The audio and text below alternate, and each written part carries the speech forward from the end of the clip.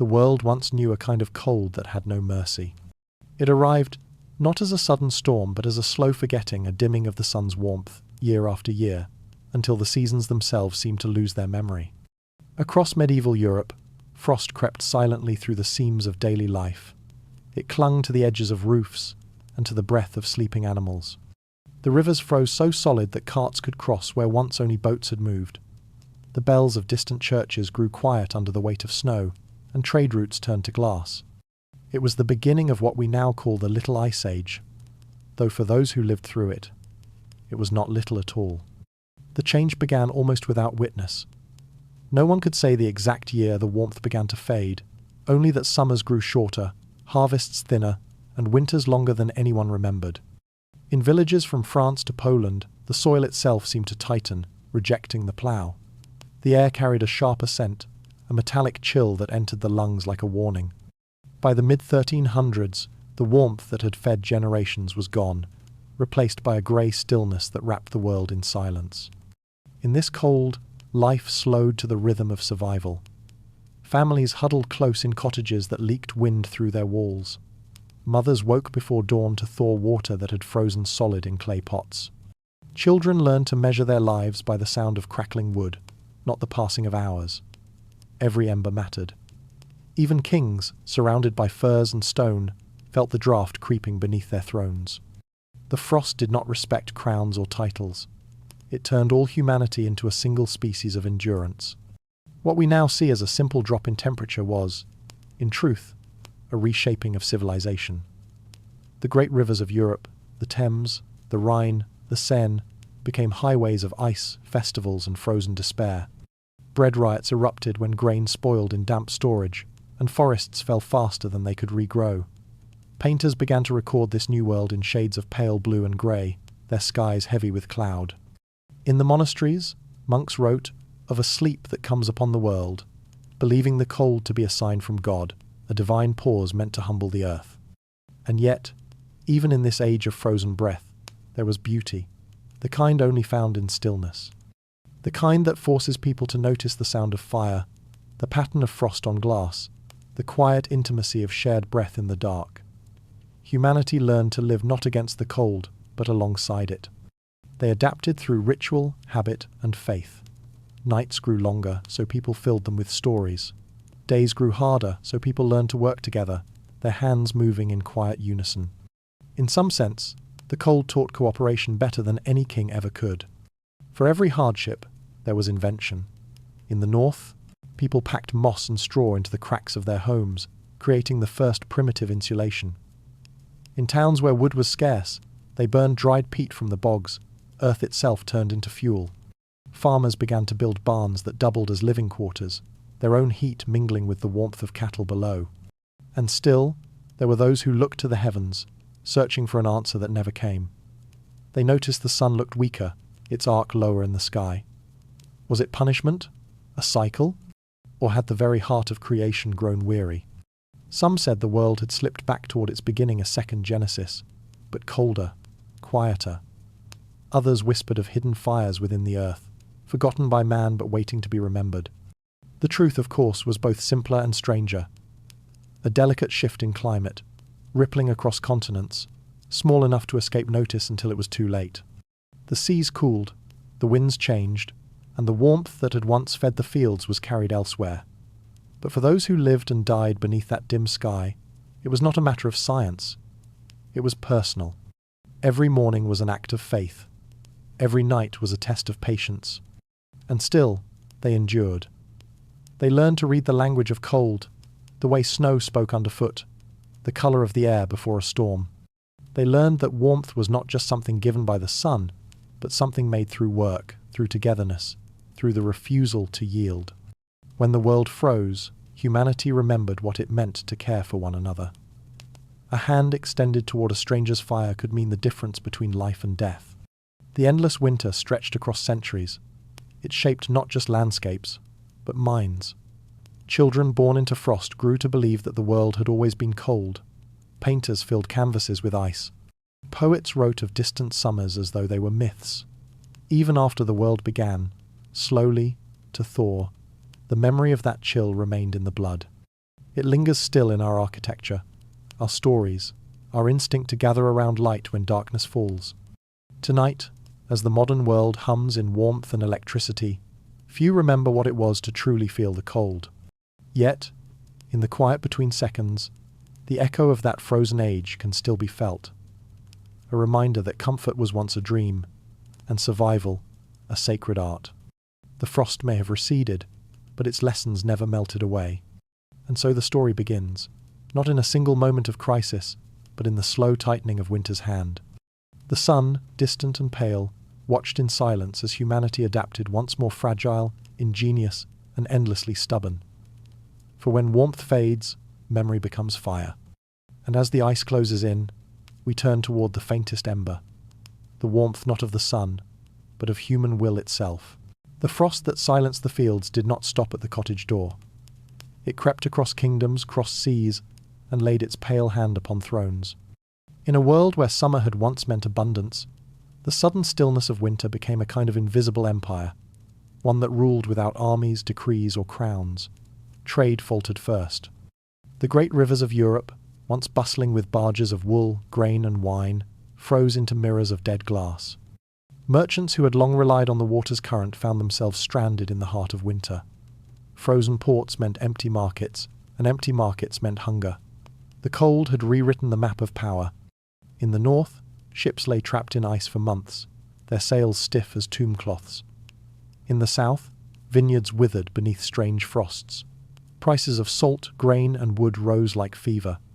Those who could not afford warmth began to drift, whole families migrating toward what they called milder lands, though few ever found them. And where people moved, so did ideas, faiths, and plagues. The world was no longer divided by borders but by temperature. The cold had become the quiet architect of migration, war, and reform. Even empires began to shudder beneath its breath. The mighty cities that once gleamed with trade, wealth, Bruges, Lubeck, Venice, found their harbours thick with ice and their citizens restless. Great halls grew colder, not just in air but in spirit. Grain riots, uprisings, and desperate prayers echoed through cathedrals. Rulers issued decrees to ration firewood, while peasants tore down abandoned chapels for timber. Some said it was divine punishment. Others whispered it was a warning that nature itself was reclaiming dominion. The frost did not just freeze water, it froze ambition. Wars stalled as roads became impassable. Messengers died between fortresses. Armies that had once marched under banners of conquest now struggled to keep their horses alive. Victory meant nothing if the victors starved. The great plans of men turned to steam against the breath of the world. The balance of power began to shift in ways no one could predict. Small, resilient communities, those who had learned to live simply, began to outlast the grand empires that could not adapt. The mighty found themselves at the mercy of the meek. In the east, entire steppe routes fell silent. The Silk Road, once a living artery of colour and commerce, shrank to a whisper. In its place arose new centres of survival, modest towns where the only trade that mattered was warmth. In Scandinavia, fishing villages began to disappear under ice, forcing their people inward to the forest and fjord. In the Alps, glaciers advanced like slow beasts, swallowing farmland and churchyards alike. Bells were unearthed years later, still bound in frozen ropes. The world was not ending, it was changing shape. Religion bent beneath the weight of this new climate. The god of light and harvest became the god of endurance. Paintings, once filled with gold and warmth, now darkened with grey. Artists painted Christ wrapped in cloaks, the Virgin under snow. Even angels, once radiant and weightless, began to look cold. In cathedrals, the scent of incense mingled with the smell of damp wool and smoke. Worshippers huddled not only for salvation but for heat. The sacred and the physical merged. To pray was also to stay warm. The very idea of sin began to mirror the cold, the absence of fire, of passion, of life. Sermons spoke of hearts that had turned to ice, of souls that must be thawed by faith. And in that metaphor, the frost became something more than weather. It became a mirror. Every chill wind reminded humanity that it was small, that pride could freeze just as quickly as water. The climate was not simply background, it was the silent writer of fate. Art, too, began to whisper of endurance. Woodcarvers filled churches with scenes of winter saints' figures who walked through snow without complaint. faces calm and pale as frost. Composers wove cold into their harmonies, the hollow echo of bells, the slow descent of notes like falling snow. Even stories turned inward, away from the heroic and toward the enduring. The age of fire and conquest gave way to the age of patience. In this long night of centuries, humanity's ingenuity flickered like candlelight. People invented new words for the cold, new ways to mark it, new rituals to survive it. Winter fairs blossomed atop frozen rivers, as though to defy the ice itself. People carved temporary cities from frost taverns, stages, altars, only to watch them melt come spring. Life became a cycle of surrender and renewal.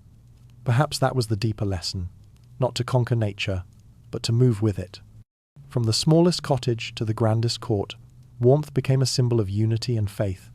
The same flame that flickered before a peasant's hearth glowed also in the chambers of kings. For all their wealth, rulers could not create a second sun. Their gold bought fur and silk, but it could not soften the air. In time, even monarchs learned humility. Chroniclers record nights when queens wept in silence as frost bloomed upon their bed curtains. The cold, indifferent to bloodlines, treated all equally. And yet, this shared suffering bound people together in strange new ways. The hunger for warmth became the hunger for meaning. People began to ask deeper questions. Why does the world grow cold? What have we forgotten? Was the sun withdrawing, or was the earth retreating from it? The silence of the sky offered no answers. But in that absence, humanity began to create new stories. Tales of suns reborn, fires hidden in mountains, eternal summers lost to time. In the dark, myth and memory became companions. The Little Ice Age was more than an era. It was an education. It taught that civilization is not built only on stone or law, but on the fragile thread of warmth. When that thread tightens, everything changes: belief, power, art, even the rhythm of breath. Kingdoms crumble quietly, not with war but with cold mornings and empty fields. And yet, through it all, life persisted. Somewhere, always, there was a candle still burning, a kitchen still humming, a mother still holding her child close against the wind. That is the truth hidden within history's frost. The cold can take everything, but never the instinct to endure. Now that the world has turned to ice, we descend into those small sanctuaries, the cottages, castles, and cloisters, where warmth itself became both science and faith. There, among the embers and the silence, the story of survival begins again. Fire was never ordinary. In the age of endless winter, it was treasure, prayer, and heartbeat all at once. Every spark meant survival. Yet for most people, flame was something borrowed from the earth, fought for, and carefully fed like a living creature that might flee if neglected. A peasant's year was marked not by festivals or feasts, but by how much wood could be gathered before the snows came. When the forests thinned and the winds grew sharper, entire villages sent their children into the woods to glean what the wealthy no longer needed. Fallen branches, bark stripped from dead trees, even roots dug from frozen soil. In many regions of Europe, wood became scarcer than bread. Trees that once framed horizons disappeared from the hillsides, leaving skeletal plains that whistled when the wind passed through. Peat from the bogs became a substitute, dark and damp but slow burning. Dried animal dung filled clay stoves with a thick, earthy smoke. People burned whatever would hold a coal. The smell of warmth was not pleasant. It was a mixture of smoke, sweat, and decay, but it was the scent of endurance. Those who lived in towns shared their heat the way others shared bread. In London, Paris, and Cologne, the poor crowded into public halls or aleehouses where a single hearth blazed through the night.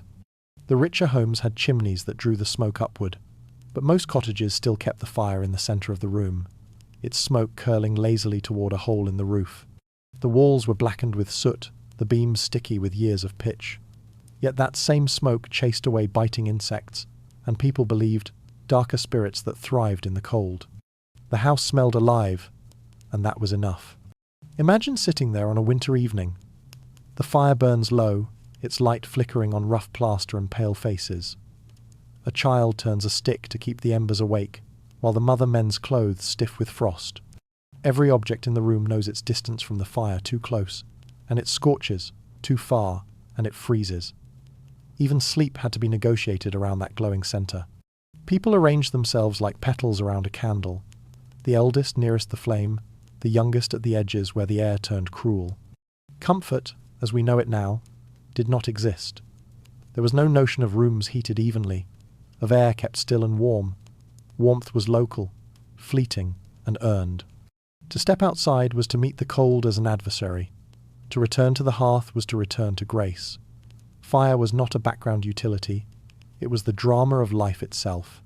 In those small rooms, its light drew the boundaries of the human world, everything beyond lost to ice and darkness. The architecture of that age reflected this truth. Houses were built inward, clustered tightly to trap what little heat they could. Windows were few and narrow, more to keep the wind out than to let light in. Roofs sagged low, thatch layered thick like fur. The hearth was the heart of the home, but also its wound a hole that breathed smoke and hope in equal measure.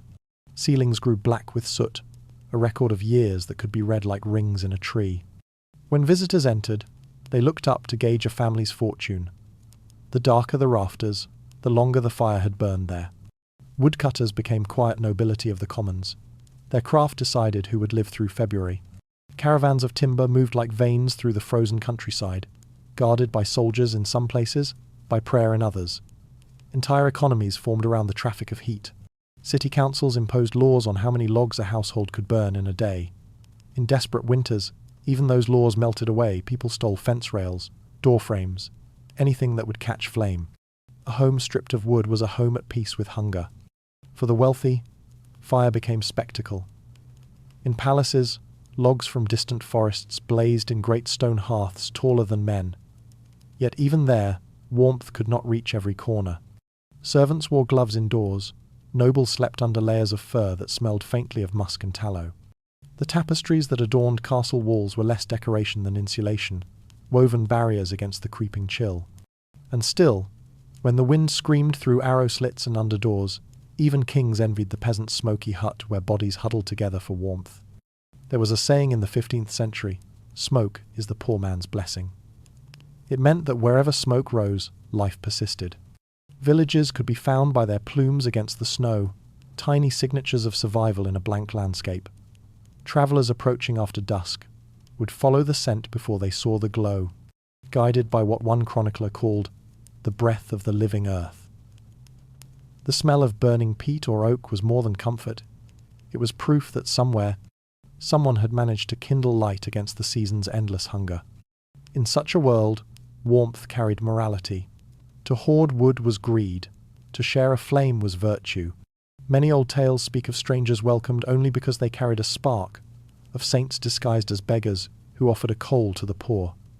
Fire, passed from hand to hand, became both survival and sacrament.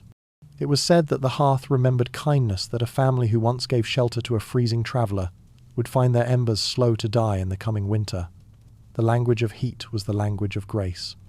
Yet there was a darker side to that dependence. Entire forests vanished to feed the endless need. Hillsides eroded where trees once held the soil. Rivers swelled with runoff from deforested lands, flooding the very villages that had burned their guardians. The cold taught ingenuity but demanded sacrifice. To survive, people had to unmake the world that sustained them. In the black smoke rising from thousands of hearths, the sky carried both warmth and warning. Still, humanity endured. Smoke curled from chimneys like prayers, each one asking for another day, another dawn. The art of firekeeping became the quiet measure of wisdom, knowing how to make the smallest flame last until morning, how to feed it without waste, how to honour it without fear. Children were taught to bow their heads before a new fire, as if greeting an elder. In many places, the ashes of old hearths were scattered in fields to bless the soil, the cycle of warmth returning to the earth that gave it. For those who lived through the long cold, warmth itself was wealth. It could not be minted, stored, or stolen for long. It flickered and vanished, demanding constant devotion. Smoke was a sign of the living, the only proof, in a world of frost, that something still moved, still breathed, still hoped. And from that fragile glow, a larger truth began to form. Survival was never solitary. The hearth, no matter how humble, drew people together. Heat multiplied in company. Even silence felt warmer when shared. From that shared firelight, communities were born, and the human instinct for togetherness became the greatest source of heat of all. From the hearth's glow, the story widens. Beyond the single flame and its faithful keepers lies another kind of warmth, one made not from fuel, but from flesh and spirit. It is there, in the gathering of many bodies and hearts, that the next chapter begins. Long before walls were stuffed with insulation or pipes carried invisible heat through the floor, the body itself was the hearth. Every breath, every heartbeat, every small spark of movement was fuel against the cold. The people of the Little Ice Age understood this better than anyone. They lived by the warmth that came from nearness, and they treated it with quiet reverence, as if the human pulse were a tiny fire that must never go out. Night was the truest test. When the last ember dimmed, and the world outside lay drowned in frost, survival became a matter of touch. Families slept close, not out of affection alone, but necessity. Straw mattresses were laid thick with hay or dried leaves, then topped with rough linen sheets that trapped pockets of air. Over them went wool, fur, whatever could be spared from daylight wear. People learned the order of layering as one learns prayer, linen to wick sweat, wool to breathe, fur to keep. Beneath those heavy coverings, they folded themselves into each other's shapes. The warmth of one became the salvation of all. Children were placed between adults, the smallest kept at the centre where the heat pooled. Old men slept by the door, their bodies the first to meet the draught. A sleeping household resembled a living creature, curled inward, exhaling fog that drifted through the dark room. In that intimacy, the line between individual and community blurred. The sound of breathing replaced the crackle of fire. Each inhale was a promise that the night would pass. Animals shared that promise too. In much of Europe, the byre, the place for cattle, stood beneath the living quarters, or sometimes formed its lower half. The warmth of animals rose through the floorboards, mingling with human breath. Cows, sheep, goats, and chickens were part of the household's unseen architecture. Their steady heat was as precious as milk or meat. Farmers spoke softly to their beasts at dusk, thanking them not only for labour but for warmth. A stable at midnight glowed with a subtle haze of breath, each exhale a ghost of survival drifting upward. Even dogs had a sacred purpose. Small breeds, known later as comforters, were bred to lie against their owners' feet, bellies, or chests. Their bodies acted as living hot stones through the night. It was said a good dog could keep a sick child from freezing. The rich might mock the poor for sleeping beside beasts. Yet in the coldest months, even nobles drew their hounds closer. No pride could outlast the chill that crept through silken stone. Warmth was the great equalizer. Layering became both science and superstition. Peasants swore by wool next to the skin, believing linen stole heat, while monks argued the opposite. Housewives lined their gowns with rabbit fur, or stitched feathers into the hems of cloaks. Some filled their shoes with straw to trap air beneath the sole. The art of dressing was not vanity, it was survival geometry. To live was to understand the physics of warmth. You learned to move slowly so heat would stay, to breathe through cloth, to drink ale thick enough to kindle the stomach. When wood ran out, bodies replaced it. Lovers were not the only ones who sought shared beds. Travellers, widows, even monks on pilgrimage shared blankets with strangers. It was not scandalous. It was human. In the dark, when your bones ached from cold and silence, another's heartbeat was as holy as prayer.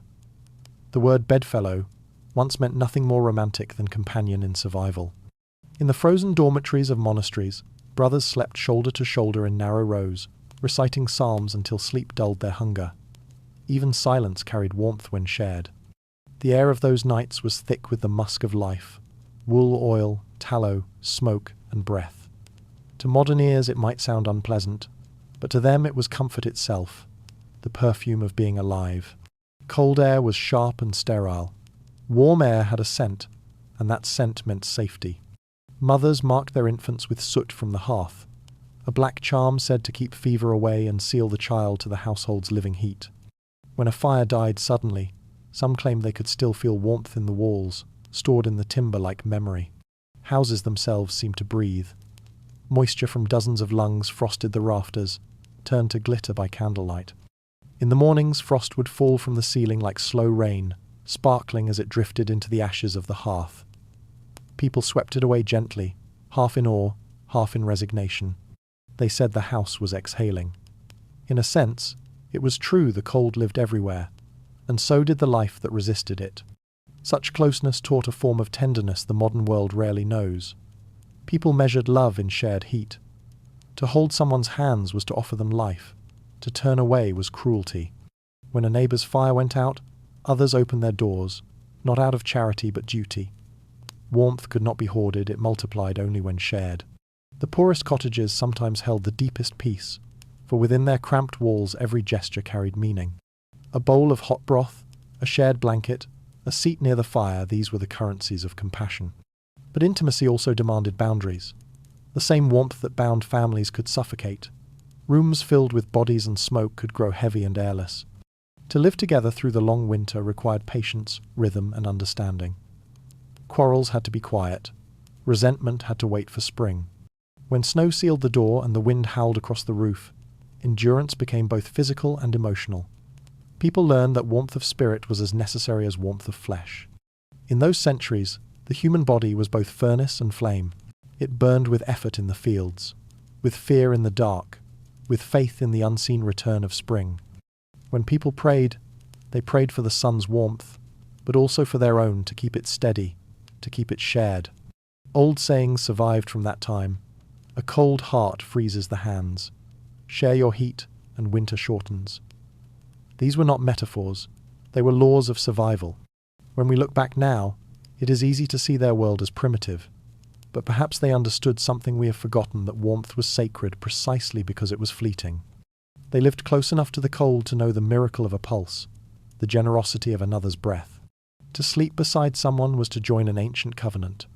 You guard my warmth tonight, and I will guard yours tomorrow. Through this fragile exchange, entire generations endured winters that might otherwise have ended them. From the humblest barns to the thick-walled manors, the same truth held: no one survived alone. The human body was designed not just to feel warmth, but to give it a shared inheritance from every ancestor who pressed close against another in the dark. As the centuries passed and the art of conserving heat grew more refined, people began to wonder whether the body's fire could be improved, harnessed, perhaps even replaced. They studied the flow of air, the movement of heat through stone, the strange alchemy of breath and flame. And so, from the quiet communion of sleeping families and steaming cattle stalls, a new question began to stir. Could warmth itself be engineered? As people learned to preserve warmth through contact, others sought deeper control through invention and ingenuity. The story of the human furnace was about to leave the skin and enter the stone. The walls of the Middle Ages were not meant to comfort. They were meant to endure. Every line of mortar, every beam of oak, every slab of stone existed in conversation with the cold. To step into a medieval home was to step into a landscape of compromises, an architecture of necessity rather than ease. The world outside might be snow and silence, but inside, warmth was a fragile visitor, coaxed, not commanded. In castles of grey stone, the air hung heavy with damp. The same walls that promised protection against siege also trapped the breath of winter. Moisture gathered on the ceilings like pearls, dripping softly into basins placed to catch it. The fire in the great hall could roar high enough to blacken the rafters, yet the warmth seldom reached the edges of the room. The heat rose upward, escaping into the upper vaults, while feet remained cold against flagstones that never truly dried. Those grand spaces, so often imagined as scenes of feasts and laughter, were in truth filled with draughts, echoing like caverns. To live in such a place required constant vigilance against the cold. Servants drew heavy curtains across doorways, hung woolen cloths behind tapestries, and laid rushes on the floor not for decoration, but insulation. Every material carried purpose. The walls themselves, sometimes more than 6 feet thick, could not be warmed through. Their mass held the memory of the earth cool, stubborn, unmoved by the brief blaze of a fire. At night, one could press a palm to the stone and feel the slow pulse of centuries. In humbler homes, timber took the place of stone, but the struggle was the same. Cottages leaned against each other like bodies seeking shelter. Their thatched roofs sagged with snow, their beams creaked in frost. Inside, a single hearth glowed at the centre, the smoke escaping through a hole in the roof or curling out the door. The air shimmered with soot and breath. Ceilings were low to trap what warmth they could, forcing even tall men to bow their heads beneath the beams. Every inch of space mattered. Every corner carried the trace of human adaptation. By the 14th century, builders had learned that warmth could not be chased. It had to be contained. Windows grew smaller, their shutters thick with layered wood and hide. Glass was a rarity, a luxury of the few. Most openings were covered with oiled linen that let in a soft amber light but kept the wind at bay. When storms howled through the night, families listened to the timbers, groan like old bones, whispering prayers that the roof would hold. The heart of the home was not its walls but its fire. Everything revolved around it: sleep, labour, talk, prayer. The hearth was placed at the centre, or along a shared wall so that heat could touch multiple rooms, however faintly. Ashes were never fully swept away. They acted as insulation for the next blaze. The scent of smoke clung to skin and fabric, a perfume of belonging. To be without that smell was to be marked as wanderer, someone without hearth or home. Even beauty and architecture bowed to the cold. Wall hangings were not made for ornament alone, but to trap warmth and muffle draughts. Heavy wool tapestries depicted saints, battles, and gardens long lost to winter, their threads absorbing heat during the day and exhaling it at night. They turned bare stone into something human, alive with colour and myth. Beneath them, the walls still sweated with frost, but the illusion of warmth was powerful. Survival, in those centuries, depended as much on imagination as on fire. The soundscape of a medieval home was shaped by temperature. The crackle of kindling, the hiss of wet logs, the slow drip from thawing beams. When frost crept inside, it made the wood sing a faint, brittle tone that told of stress within the frame. Housewives learned to listen for it. A high, sharp note meant a beam too dry. A low groan meant one swollen with moisture. The house was alive, aging and aching with its inhabitants. And yet, for all its discomforts, there was a strange peace in those spaces. People did not expect warmth as a right. They earned it, moment by moment. When the hearth burned low, they gathered closer, rather than complain. The intimacy of shared suffering created its own kind of design, one not written in plans, but in posture and habit. The architecture of survival was as much about bodies as bricks. Builders experimented constantly, guided by instinct more than theory. Some plastered their walls with clay mixed with straw to slow the chill. Others filled gaps between timbers with moss, feathers, or rags. A few even buried stones beneath their floors, believing that the earth's heart heat would rise through them by night. In truth, the results were mixed, but every effort carried the same hope: to hold the cold at bay, if only for a little while. In noble estates, masons carved channels behind fireplaces to spread heat through adjoining rooms, the earliest whispers of central heating. The air, however, remained smoky and damp, carrying the faint tang of soot and salt. Candles trembled in every draught, their flames bending toward invisible openings in the walls. Life was lived in constant negotiation with air. Imagine standing in one of those rooms as evening falls. The fire is burning low, the last light slipping through the shutter's cracks. The walls gleam faintly, slick with moisture. A child pulls a wool blanket tighter, while the father stirs the embers with an iron rod. The mother hangs wet cloaks near the flame, their dripping filling the silence. It is not comfort, but endurance made visible architecture as confession. These walls, heavy and unyielding, were built not for ease, but to teach patience. Outside, the wind moans through the eaves, carrying flakes of snow that melt against the thatch. Inside, the temperature drops so gradually that no one remarks upon it. The fire's glow reaches only a few feet, leaving the corners to shadow. In that shadow, warmth and cold live side by side, as they always have. The house does not promise protection from the elements. It promises coexistence. Every wall held a secret. It wasn't built for comfort, but for survival. The medieval world understood that shelter was not escape, but endurance, a pact made with the weather. The same walls that froze men's hands also kept out the wolves. They were boundaries between existence and extinction, reminders that home is not a place of ease but a triumph of persistence. From these cold interiors, humanity began to dream differently. If walls could not hold warmth, perhaps warmth itself could be tamed. The idea flickered like an ember in the minds of builders and alchemists alike that heat might someday obey, not merely visit. From cold stone and timber, the story shifts to how innovation began to tame the air itself, the first engineered warmth. It began as a simple hole in the roof, a gap meant for smoke to escape, not a revolution to be born. Yet from that humble opening came one of the quietest, most transformative inventions in human history, the chimney. Before its arrival, every home was a fog of breath and soot, its ceilings blackened like the inside of a cave. Fire and smoke lived together, inseparable companions, as if nature refused to grant warmth without suffering.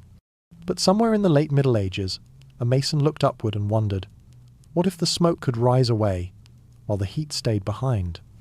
The earliest chimneys were crude, stone or brick shafts, narrow and unpredictable, they groaned and whistled in the wind. They were not designed so much as discovered, often by accident. Yet even a rough chimney changed the rhythm of life. The moment smoke was drawn upward, the air inside cleared, and people could breathe without tearing eyes or coughing lungs. The hearth could finally burn cleaner, longer, deeper, and with that, warmth lingered. What had once been a brief, choking struggle for heat became a steady glow that touched the walls and stayed through the night. Archaeologists tracing the rise of chimneys find their fingerprints first in the great halls of northern Europe, in monasteries, castles, and manor houses, where masons experimented with shafts that pierced thick stone walls. These new structures divided the once open hall into separate zones, a place for sleeping, a place for cooking, a place for quiet thought. The single communal fire that once ruled the house gave way to smaller private hearths. Heat became personal. So did life. In this way, the chimney changed more than air. It changed behavior.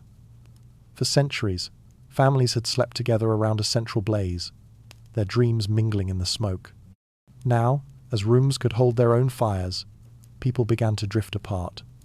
The great medieval hall, smoky and alive with shared warmth, shrank into smaller chambers.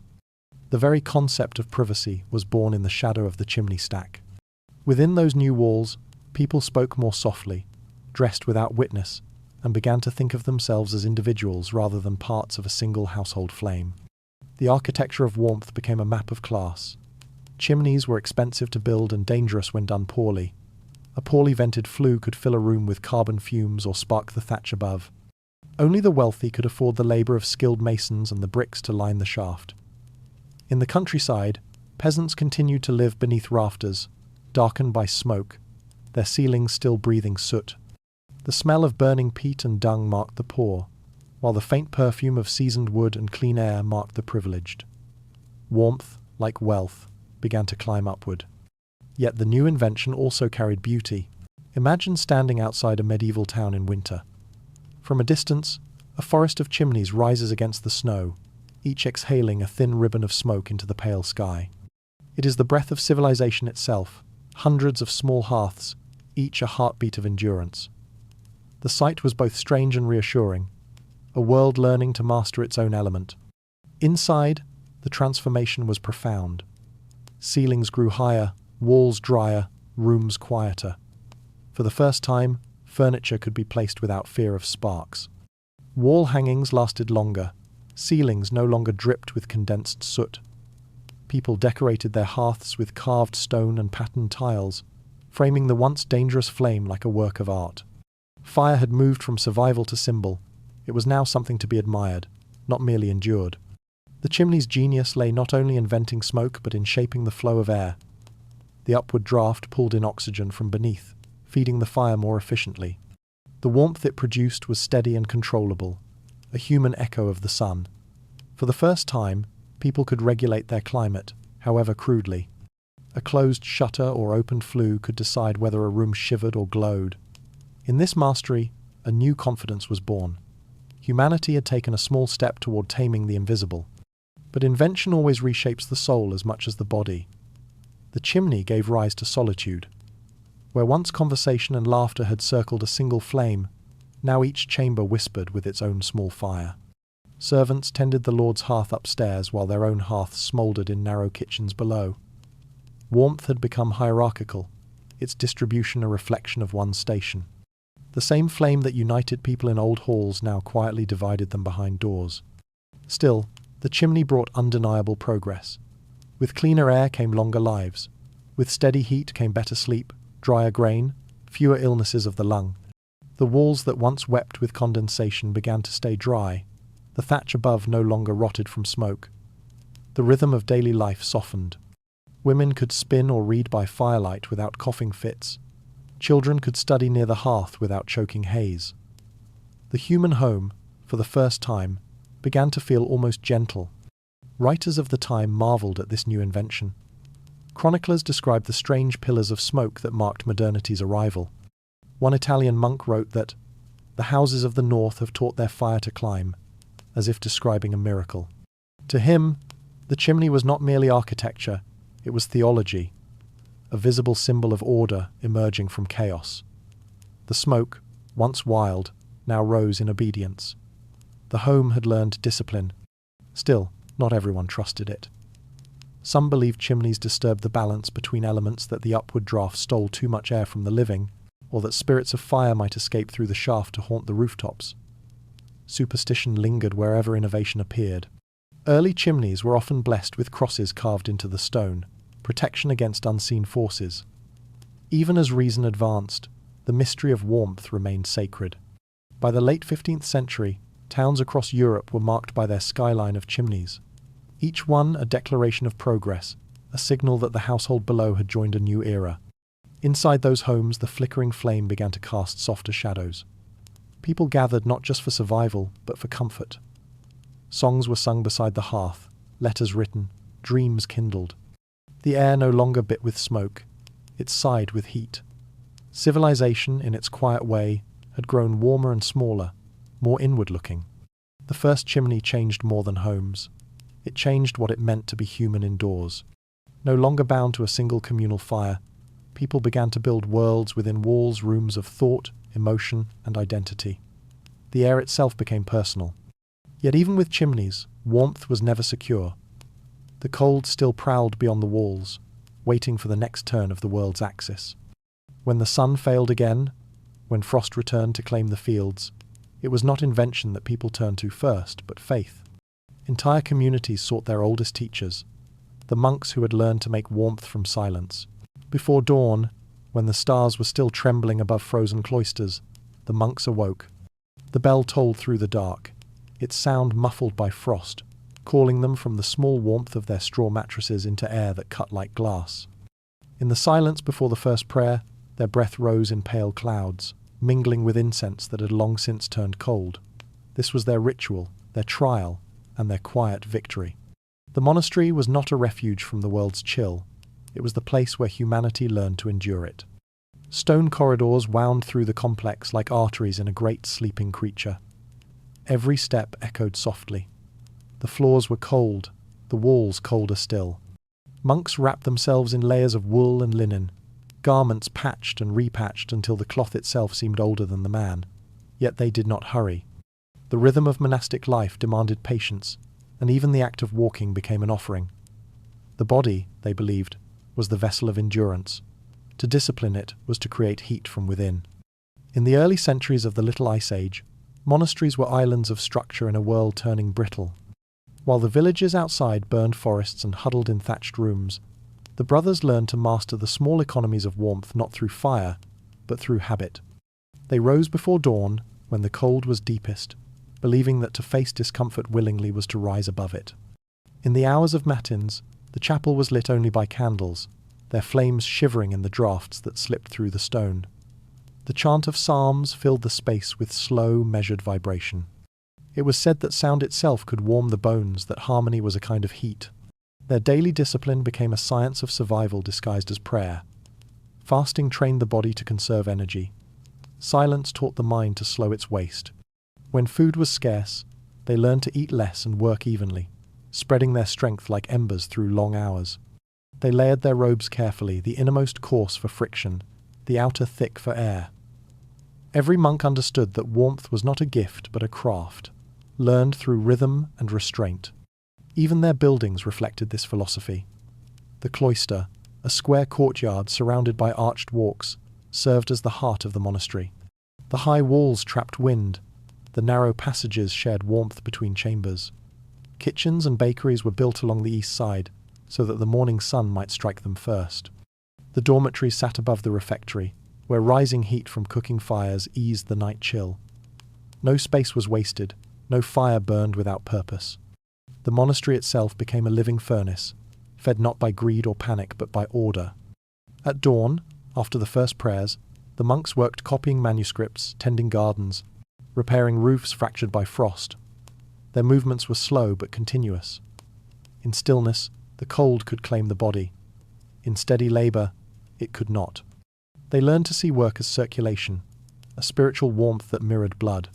The hum of quills, the rhythm of spades, the murmur of Latin words all became part of the same quiet fire. The world beyond their walls often mocked them for their austerity, yet it was within those same walls that some of the first practical solutions to cold were born. Monks lined their sleeping quarters with woven mats of straw. They placed heated stones wrapped in cloth beneath their robes before long vigils. Some even learned to trap warmth beneath tiled floors, using smoke from kitchen chimneys to channel heat into upper rooms. Necessity turned faith into innovation. But beyond all invention, the greatest fire was internal. Through meditation and prayer, the monks practiced a discipline of breath. They called it custodia corporis, the keeping of the body. To still the mind was to steady the heartbeat, and to steady the heartbeat was to awaken heat. Some wrote that during contemplation, their hands and feet grew warm, as though touched by invisible light. Science would later describe it as a shift in circulation. The monks called it grace. Their faith made warmth something sacred, inseparable from the divine. The flame of a candle was more than light, it was symbol, presence, reminder. Each candle represented the soul of a monk in devotion, its wax melting like flesh offered to eternity. During winter nights, hundreds of such flames flickered through the cloisters, a constellation of small suns defying the darkness. The air shimmered with quiet gold, the scent of tallow mingling with prayer. To walk through such a corridor was to feel that the building itself breathed warmth. Yet they did not chase comfort. In their discipline lay a deeper understanding that true heat could not exist without cold. The frost on the windows, the numbness in the fingers, the ache of kneeling on stone, all were teachers. They reminded the monks of the fragility of the flesh and the strength of the spirit. "Endure the night," one abbot wrote, "and the dawn will come through your own skin." To them, endurance was not suffering, but transformation. In the refectory, when they gathered to eat in silence, the warmth of bodies replaced conversation. Steam rose from bowls of barley and root broth, drifting into candlelight. Each breath carried gratitude, each sip the quiet acknowledgement of survival. They did not need to speak it, the shared warmth said everything. The monastery in winter was both crucible and cocoon. The outside world might rage with snow and hunger, but within those walls, time moved differently. Days flowed through ritual, seasons through faith. And through that constancy, the monks created something rare in those cold centuries: peace. The world had grown restless, trying to resist the cold. The monks had learned to move within it. In the coldest hours before dawn, they discovered a fire that needed no wood. It came from rhythm, from breath, from belief. The monastery's heat was not measured in temperature, but in calm. To a traveller seeking shelter, stepping into a cloister at night must have felt like entering the chest of a living giant, slow, steady, and warm from within. Outside the walls, the world still burned forests and pleaded with the sun. Inside, men had found another source, invisible, disciplined, unending. This was the secret fire of faith, and it would outlast the storms of the age. Beyond prayer and silence, however, another transformation was beginning. The same minds that had mastered the inner furnace began to wonder whether the principles of warmth could be drawn into the material world, into stones, metals, and air. Some monasteries, curious and patient, turned their attention to experiment. The divine and the physical began to meet at the hearth. Beyond faith lay the first spark of science. Before science, there was belief, and warmth was the border where they met. Within the thick stone walls of monasteries, faith and experiment shared the same table. The monks who prayed before dawn were also craftsmen, gardeners, and healers. They observed, recorded, and refined the small miracles of heat, not through lightning or invention, but through patience. Every flicker of flame, every warm stone pulled from the hearth, carried lessons about the hidden order of the world. To live in a monastery during winter was to live inside an unspoken laboratory. The brothers worked by touch, by scent, by sound. They noticed how certain stones held their heat longer than others, how iron cooled faster than clay, how oils absorbed fire's memory and released it through fragrance. These were not theories, they were devotions. Knowledge was not a rebellion against faith, but its reflection, a way to better understand the Creator by learning the behavior of his elements. In their kitchens and infirmaries, the monks began to use heat deliberately, almost surgically. They warmed stones in the coals until they glowed faintly red, then wrapped them in linen and placed them at the feet of the sick. The effect was astonishingly simple. Pain eased, breath steadied, sleep returned. They found that warmth, applied in rhythm and moderation, could coax life back from the edge of fever or frostbite. Soon, the use of heated stones became a ritual of care, half medicine, half prayer. The apothecaries among them expanded the art. They brewed tonics meant to awaken the blood, as the old text described it. Cinnamon from the east, ginger from distant markets, crushed mustard seeds, and pepper were ground together and steeped in wine or honey. The resulting drink was said to kindle the body's inner fire. Some monasteries grew their own warming herbs, rue, sage, rosemary, and valerian plants, whose oils carried a faint heat of their own. When rubbed on chilled limbs, these oils tingled like sunlight pressed into the skin. The warmth was not imagined. Modern chemistry would later prove that many of these herbs increased circulation. But in those centuries, such results belonged to mystery. The monk's world did not separate healing from holiness. Each remedy was accompanied by a psalm, each experiment by humility. They believed that warmth, like light, was a form of divine grace to be studied, yes, but never possessed. In their writings, the word kala meant both heat and spirit. To lose warmth was to lose balance with creation. To regain it was to come closer to God.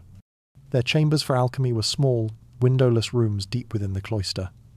There, behind thick doors, lay the proto-scientific heart of the monastery. Clay furnaces, bronze cauldrons, and glass vessels shimmered in the candlelight.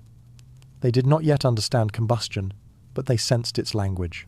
They watched how flame consumed and transformed, how the same fire that melted wax could purify metal, drive off plague, or temper the human will. In some monasteries, large flat stones were set near ovens or beneath chapel floors, where they absorbed the day's heat and released it slowly by night. The air stayed warmer for hours after the fires had been extinguished. Without knowing it, the monks had invented one of the earliest forms of radiant heating. Visitors often remarked that the floors of certain abbeys seemed to remember the sun. Even their rituals echoed the patterns of controlled warmth. During vigils, brothers stood in circles, their candles reflecting on the polished stone, forming a ring of light and breath. They believed that the act of harmony, voices chanting in measured tones, bodies moving in rhythm, generated invisible heat. And perhaps it did. The human body responds to unity, the way flame responds to fuel. Alchemy, too, pursued warmth not just as comfort, but as revelation. The transformation of cold lead into shining gold was not merely greed, it was the dream of transmutation. The idea that everything, even frost, could be made to glow. The monks' furnaces became metaphors for the soul. When they purified metals, they imagined purifying themselves. The lead within man, wrote one Cistercian scribe, is his sleep, his gold, the awakening of the spirit. The recipes that survived from these cloisters speak in riddles.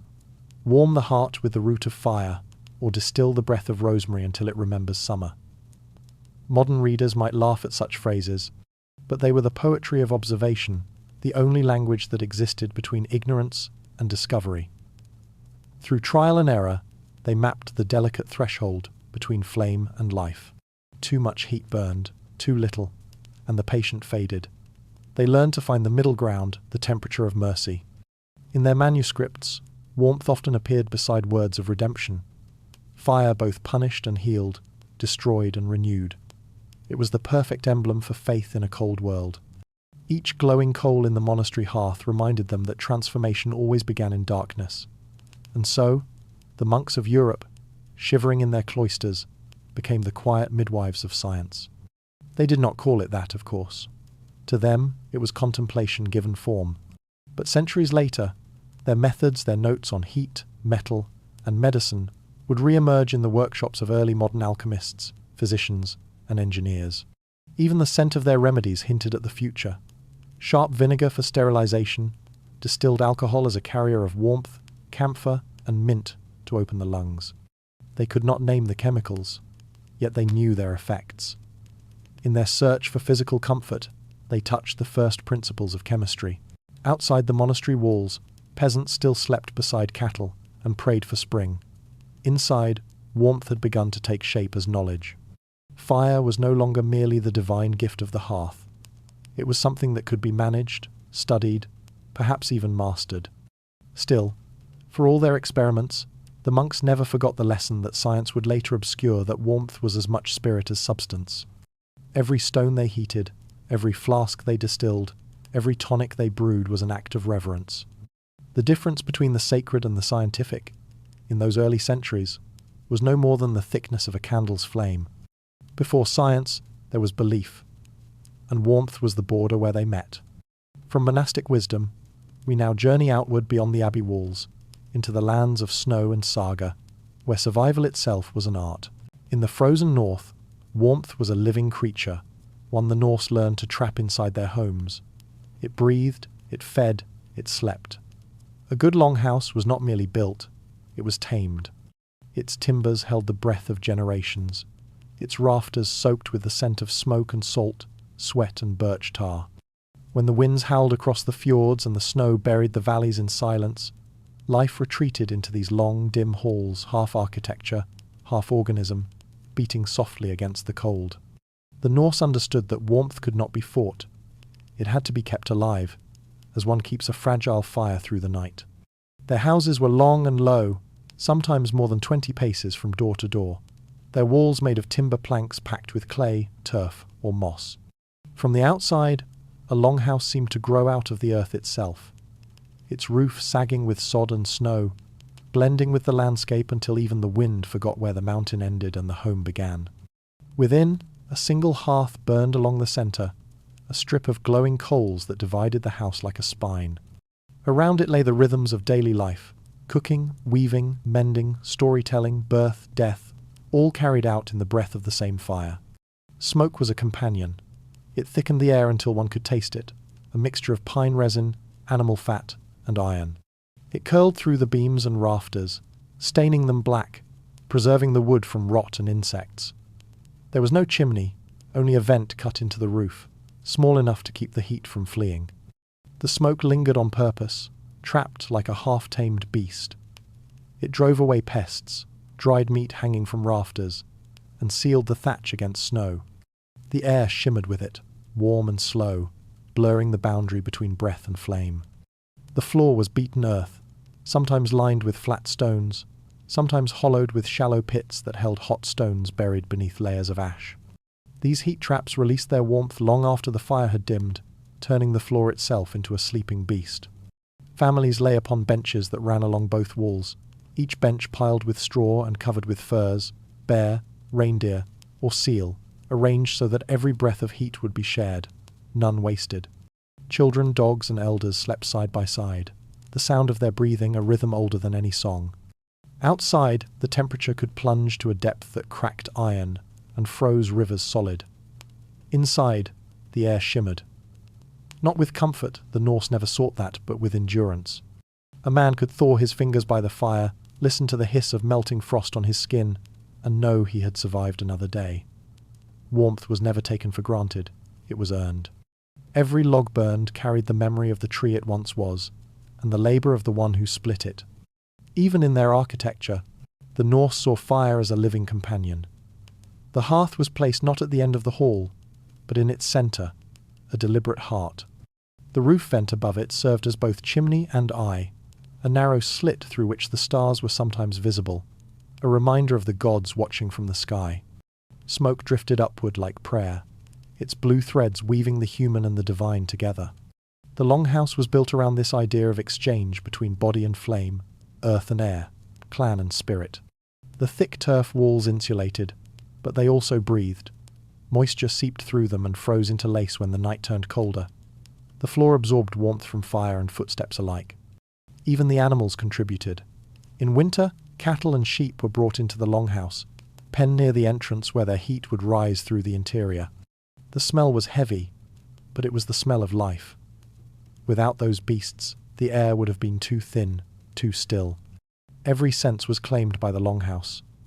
The light was amber, filtered through smoke. The sounds were close, the sigh of wood, the shuffle of straw, the soft hiss as resin dripped into flame. The taste of the air lingered on the tongue, half bitter, half sweet. To live there was to live within an element, not apart from it. The Norse did not separate nature from home. They built their homes as part of nature's lungs. Visitors to the north often mistook these homes for dens, crude shelters for crude people. But the longhouse was an instrument, tuned to the climate. Its narrow shape minimized heat loss. Its sod roof insulated like fur. Its orientation caught the low winter sun along one side. Every detail, from the slope of the roof to the thickness of the door, was a response to the wind's logic. The Norse did not build for beauty. They built for conversation with the cold. At night, when storms swept the fjords and the sea roared like a living god, the longhouse held fast. The wind struck its roof and passed over without grip.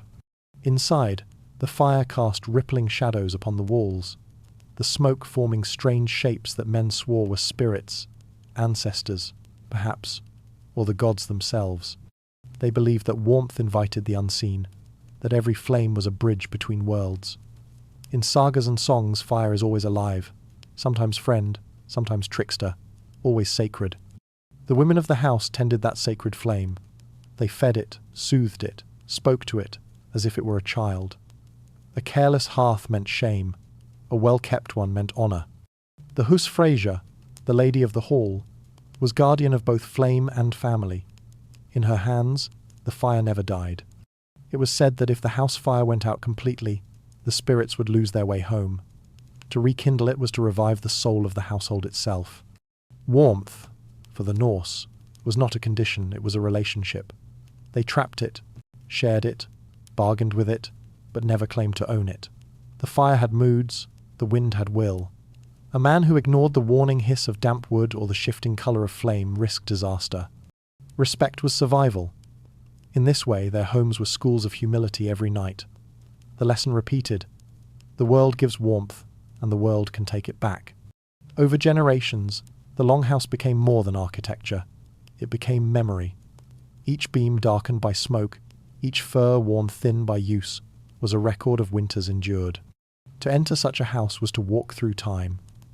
The air carried stories of ancestors who had laughed, grieved, and waited out blizzards in the same glow. The Norse did not write their warmth into books. They built it into their walls.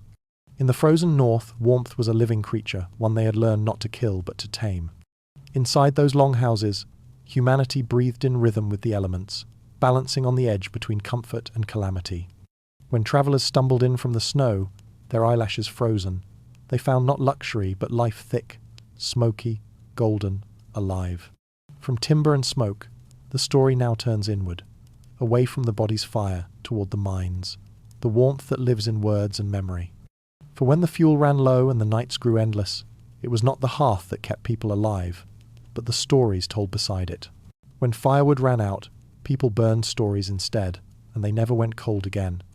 In the deep north, where the nights stretched for half the year and the sun was only a rumour, warmth had to be summoned from within.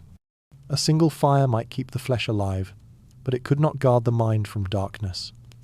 For that, the Norse had another kind of flame. It flickered not in the hearth, but in the mouth in words, songs, and sagas that glowed brighter than any ember. Each tale was a coal passed from one soul to the next, glowing in memory long after the last log had turned to ash.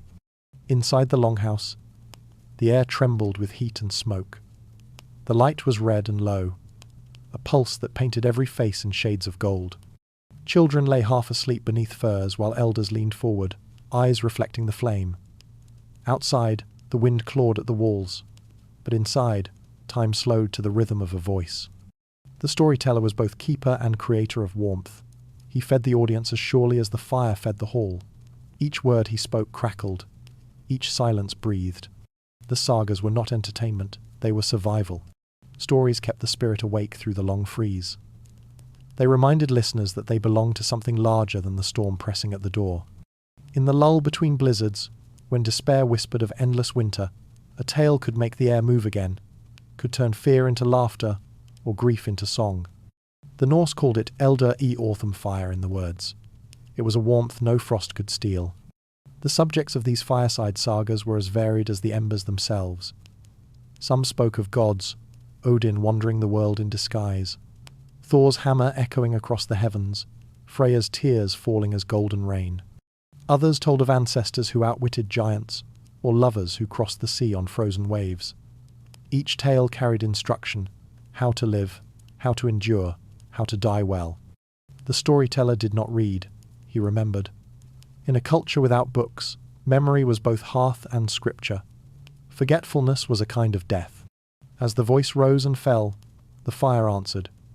Flames leapt when a battle began, softened when the tale turned to longing. The house itself seemed to listen. Smoke curled like punctuation through the air, drawing invisible runes. The scent of burning pine mixed with the steady rhythm of breath. Warmth and story fused into one element, a shared heat that bound the living together. Women, too, were guardians of this inner fire. While men told of gods and voyages, the women sang lullabies and work songs that carried a quieter strength.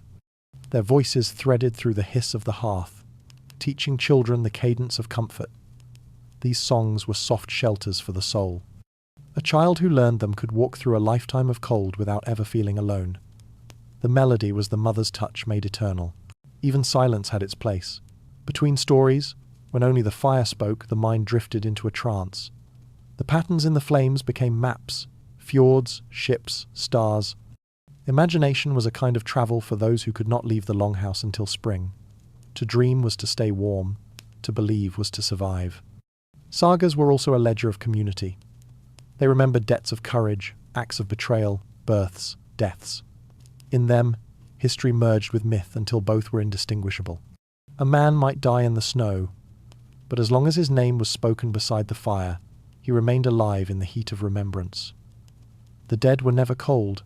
They lived within the breath of those who retold them.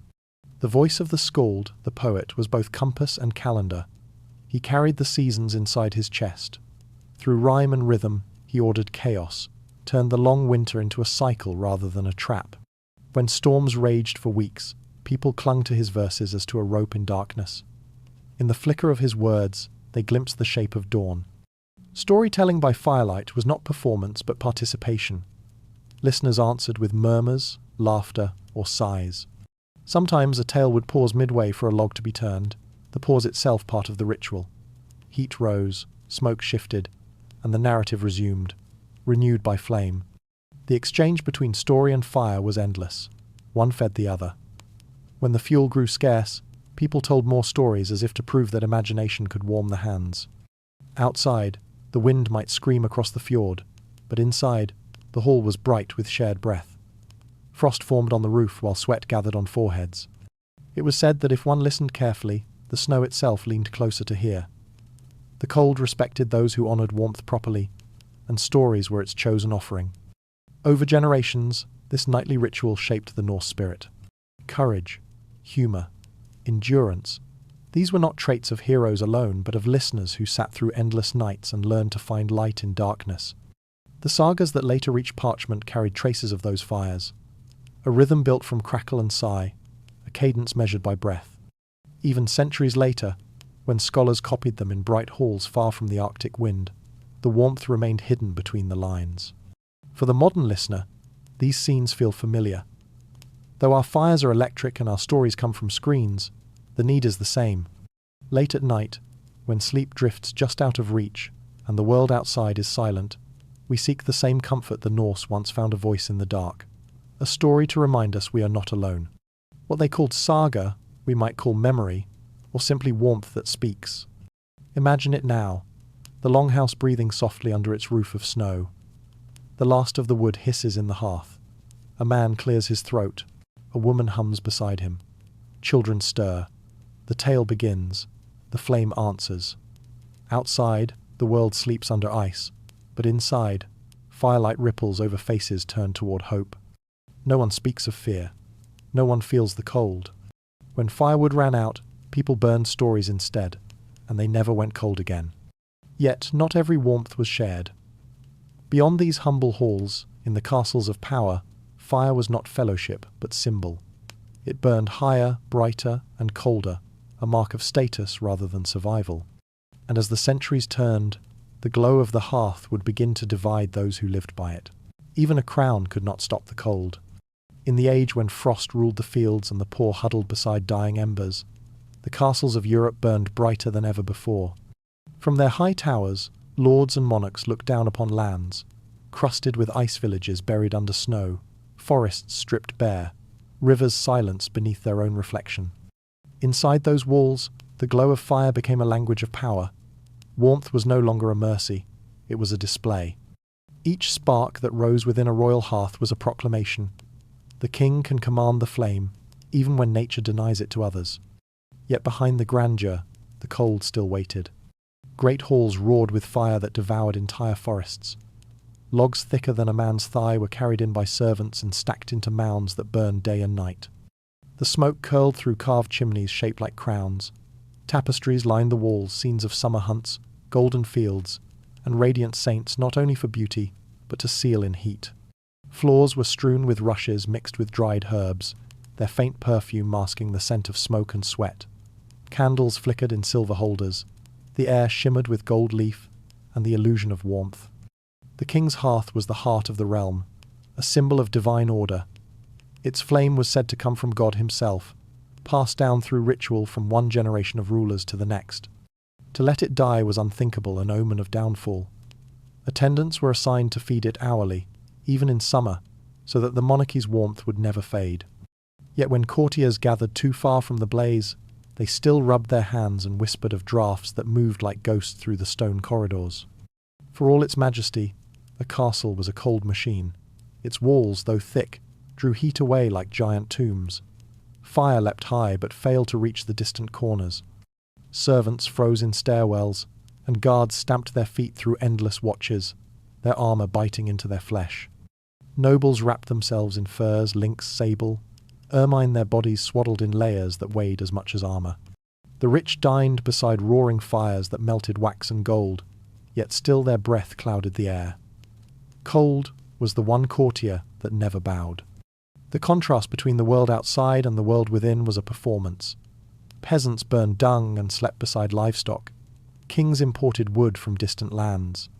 The forests of England, France, and Bohemia dwindled to feed the hearths of courts. Ships sailed from Norway and the Baltic, carrying timber by the ton. In London, entire wharves were dedicated to unloading wood for the royal palaces. Every flicker of light inside those halls carried the ghost of a fallen tree. In this world, warmth became hierarchy. To sit closer to the king's fire was to be favoured. Nobles jostled for the best positions during feasts, where heat, light, and attention all radiated outward from the throne. The further one sat, the dimmer the glow, a perfect metaphor for power itself. Beyond the reach of flame, shadows waited like winter itself, patient and inevitable. At banquets, the spectacle of warmth was as important as the feast. Musicians played beside the hearth so their instruments would not freeze. Platters of steaming meat gleamed in torchlight. Yet even in such excess, the chill lingered. A draught might slip beneath the tapestries or whistle down a corridor, reminding everyone that the world outside could not be conquered by gold. The laughter would falter for a moment, and someone would reach for another log, feeding the illusion again. In private chambers, the attempt to civilize warmth grew more desperate. Royal bedrooms were draped with layers of heavy cloth. Beds were enclosed with curtains thick enough to block wind. Servants warmed sheets with iron pans filled with coals before their masters slept. Some nobles wore nightcaps and gloves to bed, despite their mountains of blankets. Still, in the dead of night, the cold crept in. It slid beneath doors, gathered at the edges of tapestries, and rested on the sleeping faces of queens. Chroniclers recorded strange details that reveal just how fragile that comfort was. In Versailles, during particularly harsh winters, ice formed on the inside of window panes. In London, Henry VIII's courtiers complained that their ink froze during council meetings. In Bohemia, servants poured warm wine over the hinges of doors to stop them from cracking. Power could order armies and rewrite laws, but it could not command the temperature of a room. Fire itself reflected the vanity of kings. Each court tried to outshine the others, with more elaborate hearths, carved mantles of marble, grates of silver, chimneys shaped like towers. The flame became an emblem of civilization, proof that man had triumphed over nature, but behind the beauty was waste. The forests thinned, The peasants who once relied on that wood for cooking and heat froze through longer winters. Even in splendour, the imbalance of warmth grew wider. The poets of the age noticed. They wrote verses that turned the hearth into symbol, the flame as desire, as envy, as fleeting life. "The fire that burns for kings," wrote one, "burns faster than the poor man's coal." Another observed that warmth bought through power was always borrowed, never owned. The cold, like death, was the great equalizer. Even the architecture whispered this truth. The farther one walked from the royal hearth, the colder and darker the corridors became, until at last, deep within the keep, the stones sweated with frost. There, in the kitchens or servants' quarters, warmth was no symbol. It was necessity. The cooks, the laundresses, the stable boys, they worked beside the fire until their faces burned red, their hands blistered, and yet they envied none of it. Their heat was honest, earned through labour. Theirs was the truest kind of warmth. And so, within the same walls, two worlds coexisted, one of display, the other of survival. Fire, meant to unite, had become a mirror dividing rich and poor. Yet even kings could not escape its fickleness. When storms raged for days, when the wind carried snow through the cracks in the walls, all stood equal before the hearth's diminishing glow. The logs burned down to coals, the coals to ash, and still the frost advanced. In the great silence that followed every feast, after the music and laughter faded, one could hear the cold reclaiming its dominion. The banners hung still, the torches hissed. The last spark of firelight trembled upon the crown itself before dying into shadow. Even a crown could not stop the cold. But no fortress can truly contain warmth. Stone cracks, fires fade, power melts as quickly as snow. When the climate turns, and it always turns, even the mightiest halls must learn what the poorest huts already knew. That warmth cannot be owned, only tended. The cold remembers no titles. When the great winters deepened and the sun withdrew into its own silence, there came a season when even the crowns began to tremble. Firewood, once the currency of the powerful, vanished from the markets. Grain rotted in storage, ships froze in their harbours, and the noble and the peasant alike stood before the same indifferent wind. For all their walls and wealth, the rich discovered what the poor had always known, that warmth is not something owned, but something borrowed. In the records of those years, there are quiet confessions, lords writing of frost creeping over their bed curtains, queens who could not hold a pen because their fingers had gone numb, servants whispering prayers over the ashes of the hearth, waiting for a dawn that never seemed to come. The castles that once glowed like small suns across the landscape turned dark, one by one, their chimneys silent. Even the great fires, fed by entire forests, could not withstand the fury of a winter without mercy. Outside the walls, famine spread like shadow. Forests stripped bare of trees offered no shelter, only echoing emptiness. Peasants burned their own furniture, their doors, even the beams of their houses. In the frozen fields, the soil had turned to stone. Oxen died in their traces, their breath solidifying in the air. Families gathered the bark of birch trees, boiling it into a bitter paste that gave only the illusion of fullness. The world was still turning, but life had slowed to the crawl of endurance. The rich fared little better. Their gold could not buy what no one could deliver. Caravans of firewood were raided before they reached the manors.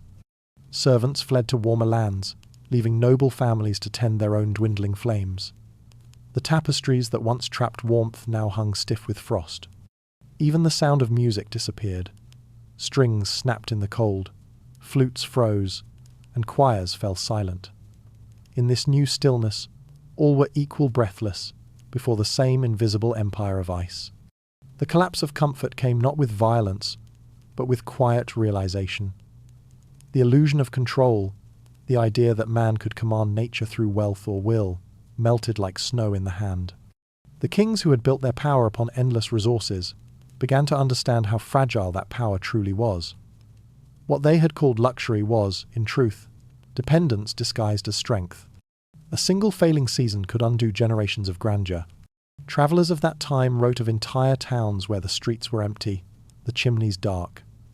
Bells froze mid-swing. Horses stood buried to their shoulders in snow, unmoving. People stopped marking the days.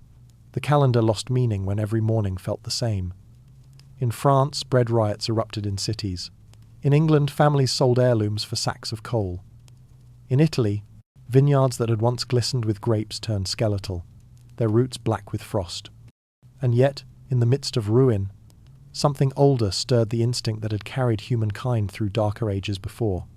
Neighbours who had once ignored each other began to share what they had: a corner by the fire, a crust of bread, a word of hope. Churches opened their doors not for prayer, but for warmth. Monks handed out herbal brews once reserved for the sick.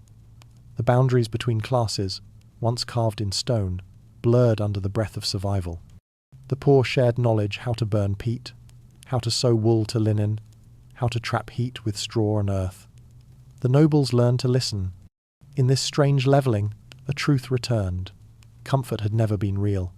It had been a story told by those who could afford to forget the cold.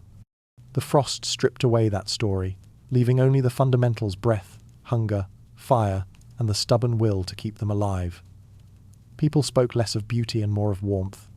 Fashion vanished beneath layers. Feasts turned to soups. Art turned inward, quieter, humbler.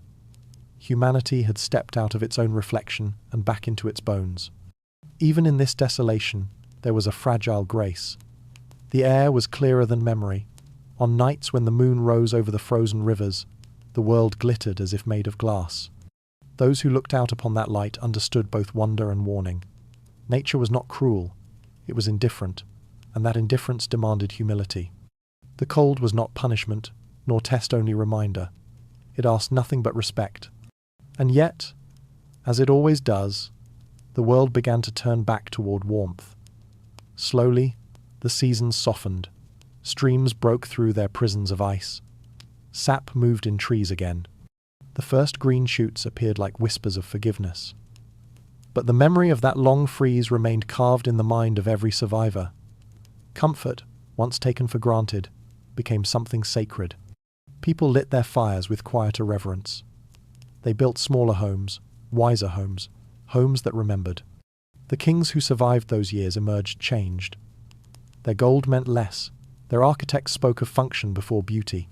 Palaces were redesigned with thicker walls, smaller chambers, lower ceilings, lessons learned from the cottages of those who had endured. The gap between rich and poor reopened in time, but for a brief, crystalline moment, humanity had glimpsed equality through the frost.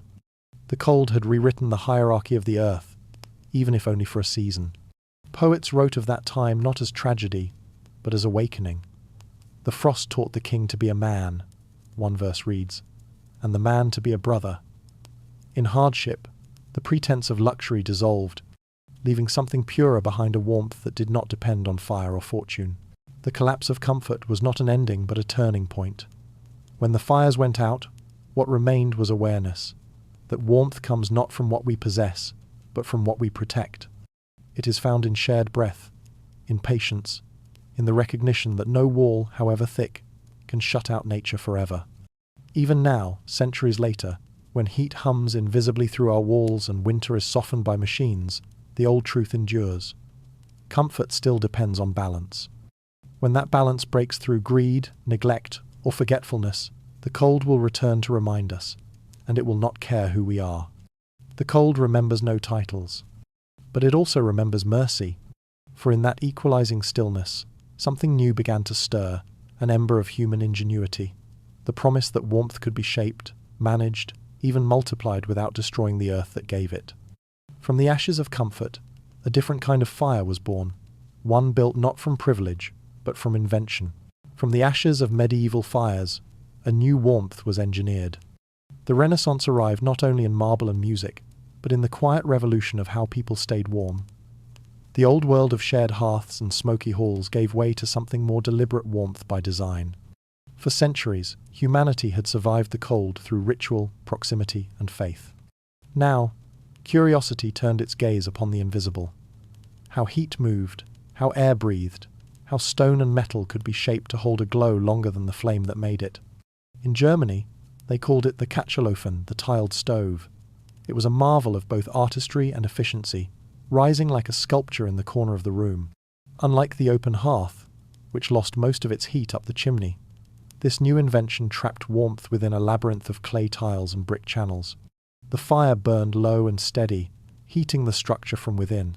Even after the embers had gone dark, the stove radiated gentle heat for hours, sometimes days. The air inside no longer shimmered with smoke, but with comfort. Artisans treated these stoves as living beings. Each tile was painted with symbols, suns, saints, family crests, as if the warmth itself needed guardians. The wealthy commissioned stoves that reached to the ceiling, their surfaces glazed in green or blue, shimmering like frozen lakes. Peasants built simpler versions, using local clay molded by hand. But the principle was the same everywhere. Heat could be guided, stored, shaped. Fire was no longer a visitor to be tended anxiously, but a companion domesticated by craft. In Italy, the study of air and heat became a matter of philosophy. Architects sketched villas where the hearth was aligned to catch the morning sun, turning light itself into a form of warmth. Scholars debated how temperature affected the humours of the body, how heat could balance melancholy or ignite passion. Warmth was no longer only physical. It had become an idea, one that touched medicine, art, and architecture alike. England followed with its own experiments. The humble chimney, perfected over the previous centuries, began to multiply. Brick replaced timber, coal replaced wood. New fireplaces appeared in nearly every room of the growing townhouses. The English hearth was smaller than the grand medieval hall fire, more personal, more precise. The smoke that once clouded ceilings now climbed obediently through narrow flues, vanishing into the grey sky. Homes grew cleaner, quieter, and, for the first time, predictably warm. This was an age of tinkering, of men and women who looked at the old inefficiencies and decided to fix them. In France, inventors built iron firebacks to reflect heat into the room. In the Netherlands, craftsmen created stoves lined with brass and faience, turning engineering into elegance. Heat began to obey the hand of design. Even the idea of insulation returned in refined form. Walls were thickened, windows fitted with shutters, floors sealed against drafts. Yet amid this progress, something deeper was changing. The fire that had once belonged to the community shared between families, tended in the open, became increasingly private. Warmth moved behind doors, into parlours and studies, into the quiet solitude of domestic life. The old circles of shared breath and story began to fade. Comfort was spreading, but communion was cooling. Still, the early modern world was alive with experimentation. Leonardo da Vinci sketched designs for a smoke-free furnace, one that would purify air as it heated. Across Europe, scholars observed how heat travelled through stone, how drafts carried energy through a room. The language of warmth began to shift from the sacred to the scientific. What the monks had called divine grace, these thinkers called circulation. The mystery had not vanished. It had merely changed vocabulary. In the grand houses of Prague and Vienna, tiled stoves were placed so cleverly that their warmth reached multiple chambers through shared walls. Servants could stoke the fires from hidden corridors, leaving the nobility undisturbed in their perfumed rooms. The flame, once central and visible, became discreet, a whisper rather than a roar. The aesthetic of warmth turned inward, more refined, more controlled. The Renaissance celebrated mastery over art, over nature, over the body, and the hearth reflected that ambition. Fire, once the element of chaos, was disciplined. It was no longer enough to survive winter. One had to do so beautifully. Architects aligned fireplaces with symmetry and proportion. Mantels became canvases for carving. Cherubs, vines, and scenes of myth framed the flame like a living painting. To sit beside such a fire was to feel one's place in the grand design of the world, warmed not only by heat, but by human achievement. But the memory of older fires lingered. Travellers who left the cities for the countryside found peasants still huddling around central hearths, their ceilings low and beams blackened. Smoke still drifted through thatched roofs. Children still slept by the same coals as their ancestors. To them, the tiled stove and its quiet efficiency seemed almost unnatural, too sterile, too silent. The fire was meant to crackle, to breathe, to remind them that survival required attention. Progress had made warmth effortless, but also distant. Even as the new technologies spread, the fragility of the climate remained. The winters of the 16th and 17th centuries brought new waves of frost. Canals froze solid, harvests failed. The tiled stoves glowed longer than open fires, but they too relied on wood and coal, and both were growing scarce. The ingenuity of humankind could slow the cold, not defeat it. Every invention carried the echo of humility, the reminder that the flame, however tamed, still belonged to the world beyond. Yet progress marched on. The art of metallurgy refined stoves and grates into more efficient forms. The ironworks of England and the foundries of the Rhineland filled homes with new devices: iron kettles, chimneys lined with clay, grates designed to draw air with mathematical precision. Even the humblest cottage gained from this silent revolution. For the first time, warmth became a craft, passed down not through folklore, but through blueprints. The Renaissance had begun as a rediscovery of light. By its end, it had also rediscovered heat, not the wild, consuming kind, but the measured, enduring one. The tiled stoves, the brick chimneys, the improved fireplaces, all were monuments to balance, to the belief that warmth could be built rather than begged. Still, the transformation came with a quiet cost. The communal hearth that once gathered neighbours now divided them by walls. Warmth became a private comfort, not a shared ritual. The same fire that had drawn stories from the lips of peasants now burned behind polished stone, reflecting only the self. Civilization had grown warmer and lonelier. From the ashes of medieval fires, a new warmth had indeed been engineered.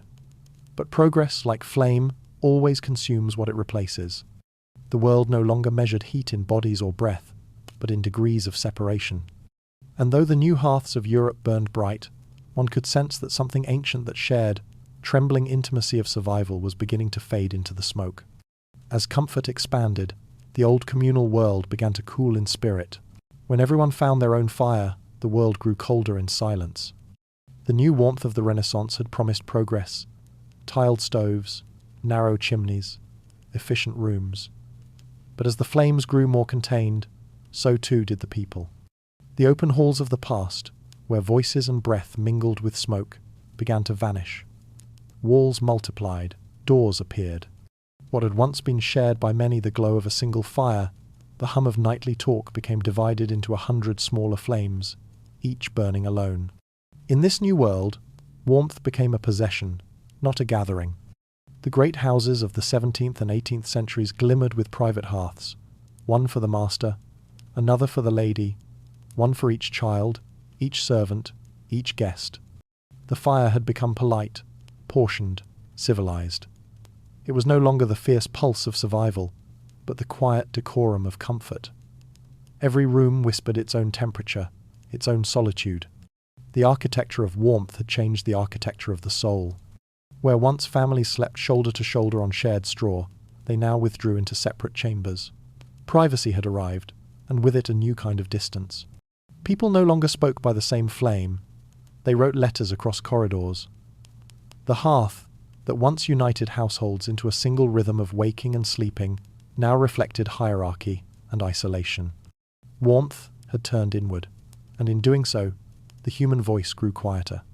In paintings from the period, the hearth is smaller, more ornamental. Its flames are gentle, its smoke invisible. Ladies read beside it, pale light brushing their faces. Children play quietly, watched by maids. The world has grown tidier, but emptier. The chaos of the medieval fire, the crackle, the laughter, the communal mess of survival has been replaced by order. The glow remains, but the wildness that gave it meaning has been trimmed away. And yet, comfort was intoxicating. The private room, once rare, became the ultimate symbol of progress. Architects built for silence, thick doors, cushioned chairs, carpets that swallowed sound. Heat was trapped and tamed, no longer fleeing through roof or wall. The wind that once sang through cracks was banished. In its place came stillness. People began to speak of peace and quiet, as if they were the same thing. But peace and quiet are not warmth. The more perfect the home became, the more it separated. The tiled stove and the coal grate freed people from dependence on each other, yet also from their closeness. A fire that asked no tending, that burned long and clean, no longer needed company. The ritual of gathering, of feeding, of sharing, of storytelling began to fade from memory. The hearth became a piece of furniture, and with it, humanity began to drift into the first age of solitude. Writers of the time noticed the change. They spoke of melancholy, a new word for a new emotion. It was not despair, but a kind of gentle emptiness, a chill within the self. Letters from the era describe people sitting alone by the fire, watching their reflection in the grate. "I am warmed," one English diarist wrote in 1673, "but I am not comforted." The difference between the two would come to define the modern age. The shift was subtle but irreversible. As heat became mechanical, life became measured.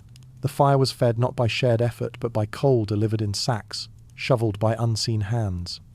The connection between warmth and gratitude thinned. The body was no longer part of the process, no chopping of wood, no smoke in the eyes, no breath shared across the flame. Comfort came without cost, and so it lost its meaning. Even language reflected the divide. The word hearth, once synonymous with home, began to recede from use. In its place came fireplace, a colder term, geometric and contained. The hearth had been a circle, the fireplace was a square. One invited, the other displayed. Still, within these new rooms, the fire retained a quiet magic. Lovers sat before it, their shadows touching before their hands did. Writers drew inspiration from its rhythm. Philosophers stared into its depths, imagining the mind as a similar flame, flickering, consuming, alive. But even these moments were solitary. The glow of introspection had replaced the warmth of community. This was the dawn of the individual. Warmth had become identity, something that belonged to me rather than us. The self was now its own hearth, and the home its reflection. Walls kept out the cold, but they also kept out each other. The very innovations that had promised connection through comfort had, without warning, invented loneliness. And yet, beneath the refinement, something primal persisted. People still felt the instinct to gather, to share stories, to see faces lit by firelight. But now they gathered not in halls but in ideas, in books, in salons, in whispered philosophies about humanity's place in the cosmos. The communal flame had become metaphor.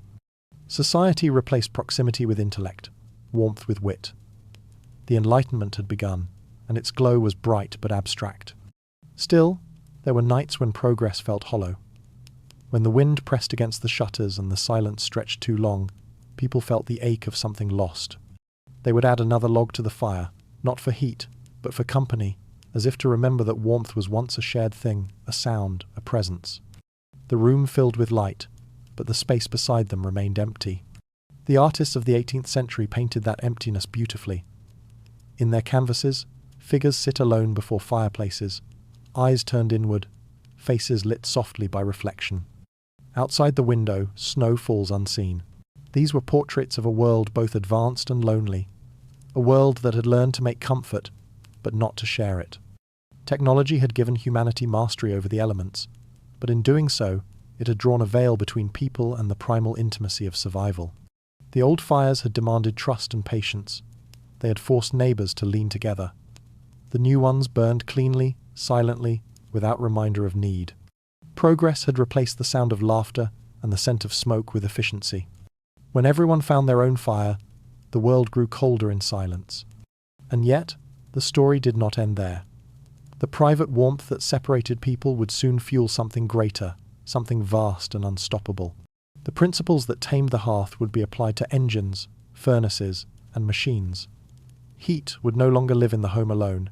It would power cities, armies, and empires. The fire that once flickered quietly in the corner would be magnified until it filled the horizon. The warmth of comfort would become the fire of control. The age of invention was about to ignite the industrial fire, born from the same human desire, to never be cold again. Mankind finally tamed fire and began to freeze inside. The old flames of wood and candle had once glowed softly, tethered to the breath and patience of their keepers. They lived close to the human pulse, fragile, intimate, alive. But then came coal, the buried sun, the ancient heart of the earth itself. It burned hotter, longer, and darker than any fire before. What had once been the tender art of tending flame became an industry, a force of conquest. The warmth that once gathered people around a hearth now gathered nations beneath a cloud. Coal was not found. It was exhumed, dragged from the earth's deep ribs, from caverns that had never known light. In those depths, miners laboured by the dim shimmer of lamps, their lungs filling with dust that would outlive them. They called it black diamond, though its shine was deceitful. Each piece carried a shadow, the memory of forests long dead, of time compacted into something both precious and poisonous. When it burned, it released the ghosts of ages, turning the sky itself into a furnace. By the 18th century, coal had become the fire that never slept. Furnaces roared in every growing city. The scent of wood smoke, once the perfume of survival, was replaced by the heavy tang of soot and iron. The world's colour shifted blue, skies turned grey, white snow fell black. Warmth was no longer a flicker within a home. It had become a roar that covered continents. Humanity had found a way to make endless fire, but at the cost of forgetting its face. Factories rose like altars to this new heat. Inside them, rows of men and women fed iron mouths with coal. Their hands blistered, their eyes stung by ash. Machines hissed and thundered the sound of mechanical breathing. Each piston stroke was a heartbeat of progress. For the first time, warmth could be summoned by switch and lever. Steam engines turned fire into motion, warmth into power. The same energy that once softened the cold of night now drove ships across oceans and trains through mountains. Humanity had broken its contract with the elements. It no longer pleaded with warmth, it commanded it. And yet, even as cities glowed, the people within them grew pale. The hearths of old had been small and central. Now warmth came from everywhere and nowhere. Pipes carried heat unseen through walls. Chimneys spewed it into the sky. The flame had vanished from sight. In taming fire, humanity had banished its presence. The flicker that once drew eyes together now belonged to machines that needed no company. The poets of the New Age sensed the paradox. They wrote of a world warmed by engines but chilled by distance. Coal's fire was endless, but its light was cold. It lit no faces, invited no stories. Its glow came through iron grates and factory windows, its rhythm set by clocks. The intimacy of the hearth had given way to the impersonality of production. People no longer tended fire, they maintained output. The warmth that once breathed had become measured calories, BTUs, horsepower. Still, there was awe in it. Standing before a great furnace, one could feel the immensity of human achievement, a man-made sun blazing in defiance of winter. In the ironworks of Wales, the heat shimmered so fiercely that workers described seeing mirages in the air. Rivers, forests, visions of a world long gone. In London, coal fires burned in every household, their smoke weaving into a canopy that dimmed the stars. The city itself became a single organism, alive, sweating, breathing fire. But progress has its scent, and it is not always sweet. The air grew thick, the rivers dark, the lungs of children heavy. Warmth had escaped its natural boundaries. It spread without asking, touched what it should not. Even as homes grew warmer, the planet began to cool in spirit. For the first time, people spoke of smog, a word born from smoke and fog, from comfort and consequence. The same fires that promised safety began to whisper of decay. Coal was both miracle and omen. It powered factories, forged rails, birthed empires, but it also demanded devotion. Mines expanded like open wounds in the landscape, and men disappeared into them. The black heat had its priests, 2 engineers, inventors, magnates, each promising a brighter future, each building cathedrals of industry whose hymns were the hiss of steam. Yet, in their triumph, few noticed what had been lost. The small human rituals of tending, of gathering, of gratitude. Warmth had become detached from the human scale. It was no longer about comfort, but about production. Fire no longer glowed within reach of hands and eyes. It lived in engines, in furnaces, in chimneys that stretched beyond sight. It burned not for people, but for power. And in that separation, something essential froze. To walk through an industrial city at night was to witness 2 worlds at once. Beneath the orange haze of gaslight, the streets shimmered with rain and soot. The ground trembled with distant machines. Windows flickered with the shadows of endless work, black silhouettes moving against a white-hot glare. There was no silence, no true dark, only the restless pulse of the new age. Yet inside those rooms, people sat before imitation fires, coal grates framed in polished iron, and dreamed of forests they would never see again. The black heat had changed not only how people lived, but how they felt. The rhythm of life, once guided by seasons, now bowed to the clock. The night was no longer for rest. Warmth made it possible to work forever. The flame had conquered time as well as cold, and in doing so, it erased the natural pauses that had once defined existence. The industrial fire burned through boundaries, turning every hour into potential, every breath into fuel. Mankind had finally tamed fire, but in taming it, had caged itself. The endless warmth of the machine left no need for closeness, no space for reverence. Fire no longer required story or song. It burned whether anyone watched. The comfort that once connected souls had become indifferent. Humanity had mastered the physical flame, but forgotten the inner one. And still, the chimneys smoked. Cities expanded beneath their shadows. Fortunes rose and fell upon their soot. The air grew dense with progress. The cold had been defeated, yes, but at the cost of wonder. From smoke to silence, the world had grown warm beyond measure, yet strangely hollow. For when warmth no longer needs people, when it burns without witness or care, it ceases to be warmth at all. It becomes only heat. And that, perhaps, is the coldest fire of all. The moment warmth became effortless, it stopped feeling alive. By the dawn of the 20th century, the world no longer gathered around fire. The hearth, once the centre of existence, the keeper of stories, the pulse of every home, began to fade. In its place came something silent, unseen, and perfectly efficient. Pipes crept through walls, radiators whispered beneath windows, thermostats took the measure of the air. Heat became a constant background hum, invisible and unquestioned. Humanity had finally mastered warmth so completely that it forgot it had ever needed to. The old gestures vanished first, the bending to coax flame from ash, the ritual of stacking wood, the glow on a face turned toward flickering light. Gone was the shared silence, as a family watched sparks rise into darkness. Gone, too, was the intimacy of effort, the small triumph of making the cold retreat by hand. In the new century, warmth arrived without ceremony.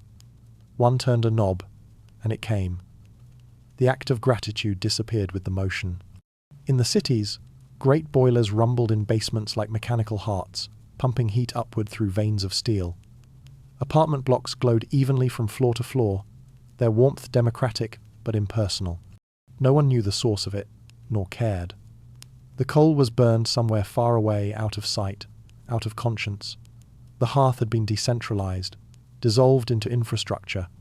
The flame that once drew people together now lived in the service of convenience, unremembered but everywhere. The change was astonishingly fast. Within a few generations, the word hearth itself became archaic, a poetic relic used only in hymns and nostalgia. The fireplace remained as decoration, stripped of purpose, a niche for clocks, flowers, and family portraits. In many homes, the firebox was sealed, its soot scrubbed away. The symbol of togetherness had become a hollow frame, an imitation of something no longer needed. Comfort was complete. But comfort, when made constant, dulls into absence. The warmth of the modern age was consistent, predictable, and strangely without texture. It carried no scent, no crackle, no story. It filled space but not memory. The air itself became neutral, neither friend nor adversary. The struggle was gone, and with it, the connection that struggle once required. Writers of the early 20th century felt the loss keenly. They described the new heat as soulless, sterile, mute. Where the old hearth had glowed with meaning, the radiator merely radiated. One poet wrote that central heating took the conversation out of the air. Another lamented that the house no longer breathes. The mechanical warmth made life easier but not richer. It required nothing of us. In that silence, the human voice began to fade from the experience of warmth. No one told stories while tending pipes. No one sang to a radiator as they once did to a fire. The act of gathering became abstract, moved from physical to digital, from communal flame to flickering screen. The glow remained different, colder, but still hypnotic. Perhaps that is why people continue to sit before televisions and phones as they once sat before fires, seeking warmth that glows but does not burn. The disappearance of the hearth was not just architectural, it was emotional. The hearth had been a teacher of patience, care, and attention. It had required tending, demanded presence. The fire punished neglect and rewarded diligence. In its discipline was a moral rhythm that shaped daily life. When the hearth died, that rhythm vanished. Time itself flattened. Heat became permanent, unearned, unending. The New World was never cold, but it was never truly warm either. Across Europe and America, domestic manuals celebrated this victory of modern comfort. No smoke, no ash, no bother, they promised. Women no longer had to scrub soot from curtains or empty grates. Children no longer coughed on coal dust. The home had been purified, sanitized of its struggle. And yet, in those spotless rooms, something ancient had gone missing. The awareness of dependence, the humility before the elements. The balance between mastery and meaning had quietly shifted too far. Some resisted. In mountain cottages and rural farmhouses, families clung to their wood stoves. They said food tasted better when cooked by flame, that warmth felt truer when earned. They were not wrong. To stand before a fire, to feel its uneven breath, is to recognize life mirrored the unpredictability. The pulse, the mechanical warmth of radiators, could never mimic that conversation between human and element. Still, the tide was unstoppable. By mid-century, modernity had buried the hearth beneath the hum of industry and the convenience of electricity. The cold that once entered every door had been sealed out completely. Humanity had triumphed, but in victory came amnesia. We no longer remembered how to sit together in the dark, waiting for the first spark to catch. And yet, memory lingers. It glows faintly beneath the surface of progress in our fascination with candlelight, in our longing for fireplaces we no longer need, in the quiet satisfaction of watching something burn. We still gather around screens that flicker like embers, still crave the hypnotic pulse of light in motion. The shapes have changed, but the instinct remains. To draw near, to listen, to feel seen by the glow. Perhaps that is why nostalgia burns so warmly. It is the memory of effort, of company, of silence filled by presence rather than noise.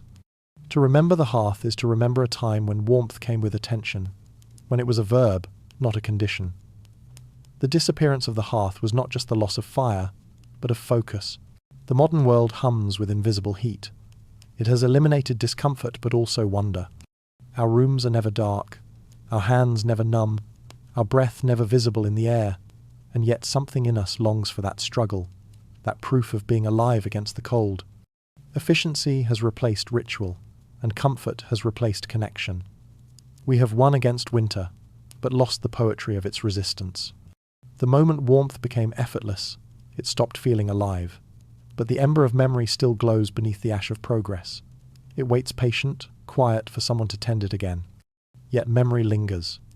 And through memory, warmth can still return. The true warmth of history is not in fire, but in what people did to share it. When we look back across the long ages of frost and flame, what endures is not the invention of warmth, but the way it bound us together.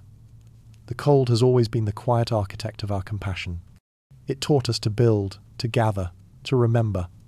It stripped us of pride until only cooperation remained. And from that necessity, from the trembling edge between survival and loss, came everything that made us human. Before there were kings or kingdoms, there were people huddled in circles beneath the wind. They learned, without words, that life was safest when shared. Each spark mattered. Each breath was part of a larger warmth. A single ember meant nothing unless another hand protected it.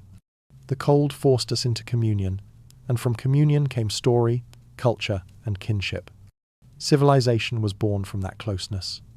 Every wall, every roof, every faith began as an answer to the chill. The need to stay warm taught us to plan ahead, to imagine, to care. It is no coincidence that hospitality, the act of offering warmth, became the oldest law across the world. To share fire with a stranger was to affirm existence itself. Even now, though we hide behind screens and walls, something in us remembers that gesture, the quiet generosity of heat. As centuries passed, we grew clever. We trapped warmth in brick and metal, stored it in pipes and wires, spread it across cities. But progress is a strange teacher. It often makes us forget what we once knew. In mastering fire, we began to lose the lessons it gave us. The old rituals of tending and sharing faded into convenience. We built systems that worked too well, and in doing so, distanced ourselves from the very thing they were meant to preserve. Yet the cold never left us entirely. It lingers in the corners of memory, in the stories of endurance that define every culture. We still light candles when we mourn, gather around flames when we celebrate, stare into light when we seek thought or prayer. These instincts are echoes, reminders that warmth, to mean anything, must still be shared. The cold, harsh as it was, taught balance. It reminded our ancestors that comfort without gratitude becomes arrogance, and survival without compassion becomes cruelty. It demanded humility, the understanding that nature gives, but also takes. When crops failed or winters lengthened, no title or wealth could change the temperature of the air. The frost made equals of everyone, if only for a moment. There is a strange mercy in that equality. The poorest farmer and the richest king both learned, in time, to bow before the same fire. From their breath and struggle came empathy, the quiet recognition that warmth feels the same in every pair of hands. This, perhaps, is why fire has always been sacred. It reminds us that for all our differences, we depend on the same fragile glow. And so, as the centuries unfolded from stone hearths to coal furnaces to radiant heat, each generation faced the same question: how to keep the flame alive without losing its meaning. We have answered it in countless ways, through invention, through art, through faith. But beneath every solution lies the same truth. Warmth is not something we own. It is something we keep for one another. The story of fire is, in the end, a story of restraint.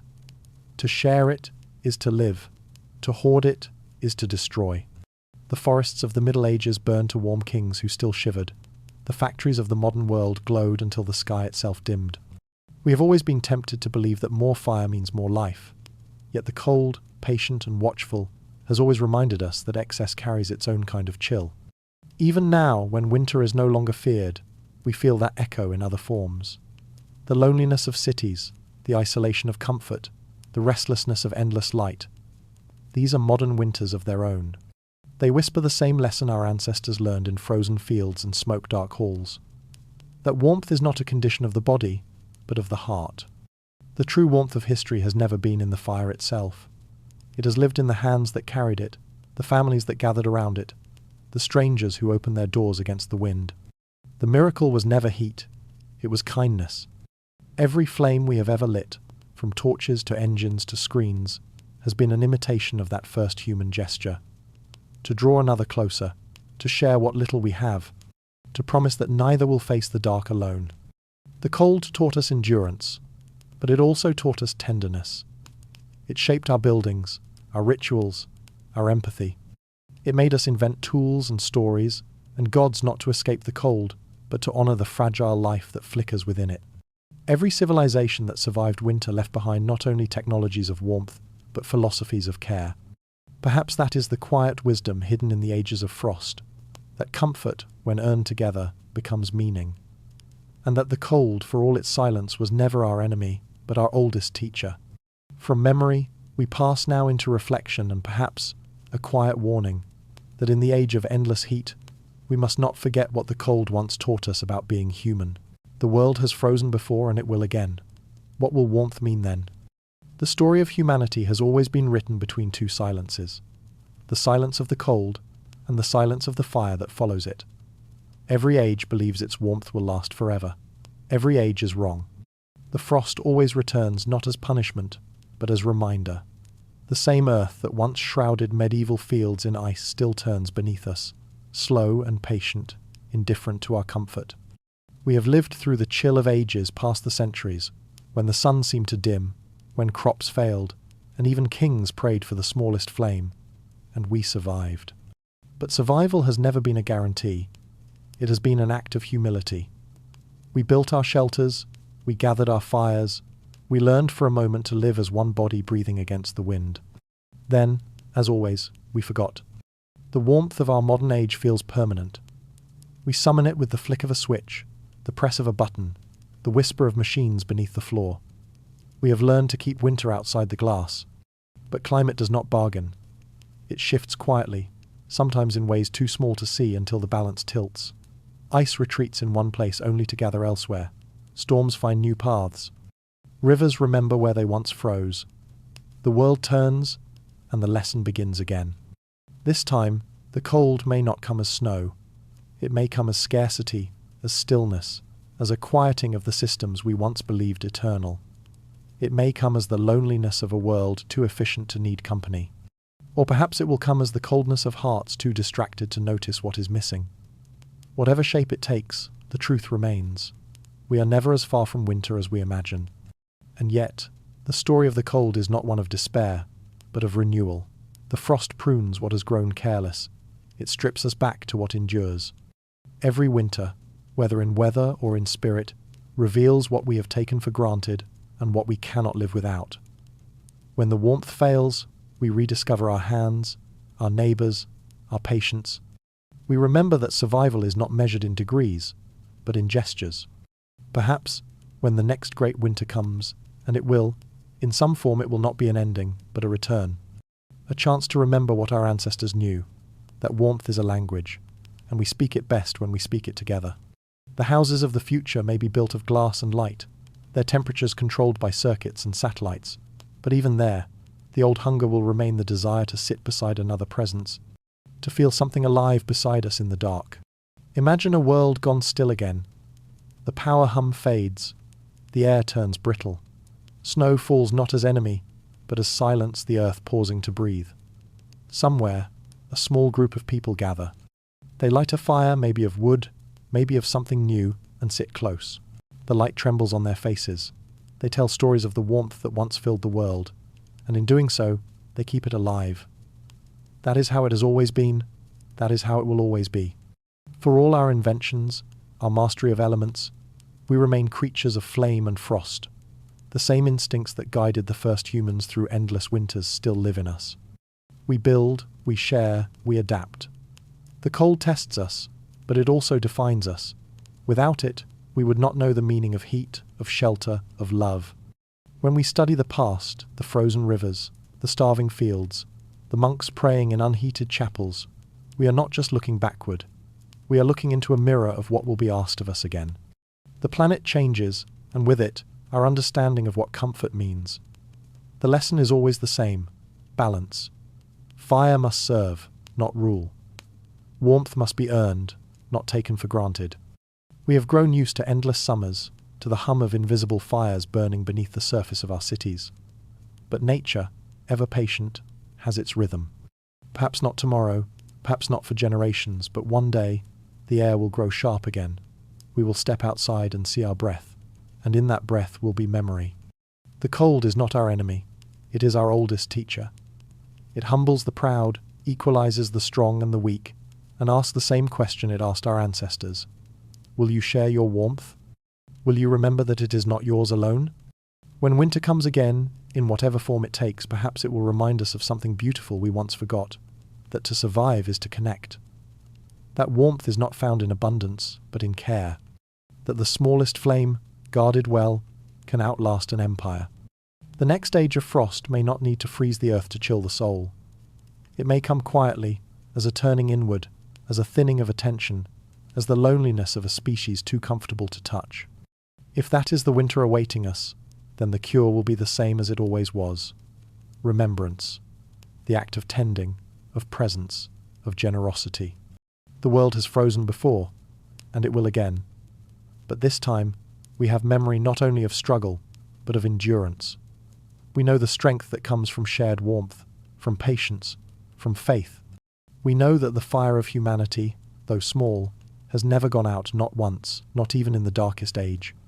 And so, when winter comes again, let it find us ready, not with arrogance, but with grace. Let it find us lighting candles in the dark, not to defy the cold, but to honour it. For in its silence lies the reminder of who we are, creatures of breath and ember, bound by the simplest truth that warmth, once shared, is never lost.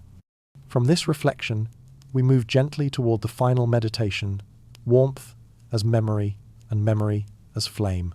Even when the fire dies, its light lingers in us. Somewhere, beneath the hum of modern machines and the quiet pulse of city nights, the old hearth still breathes. We may no longer see its smoke rising through the roof, or feel its warmth against our hands, but the memory endures faint, patient, eternal. It lives in the glow of the screen before sleep, in the candle we light without thinking, in the way we still draw close to light when the world feels cold. We have carried it with us, through centuries of stone and steel, through every winter that sought to silence us. The fire is gone, but not extinguished. It has simply moved inside. Close your eyes for a moment and listen. Beneath the hum of electricity, there is another rhythm slower, older. It is the rhythm of flame, the heartbeat of our ancestors echoing in the dark. The first fires they built still burn in us, reshaped into memory, into comfort, into story.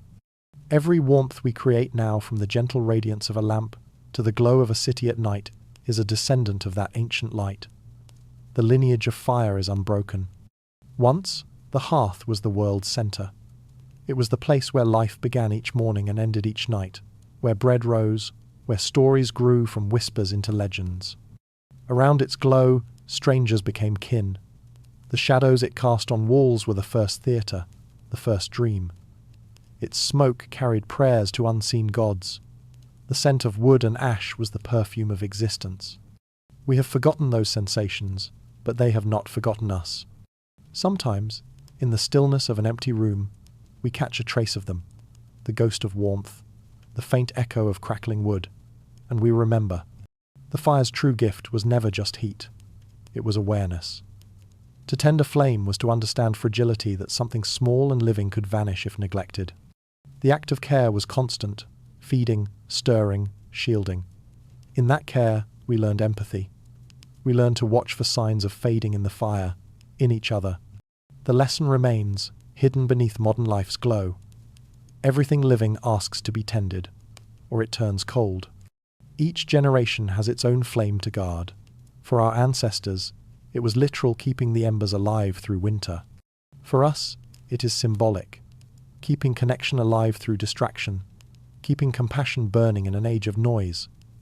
The tools have changed, but the need has not. We still gather, even digitally, around small points of light.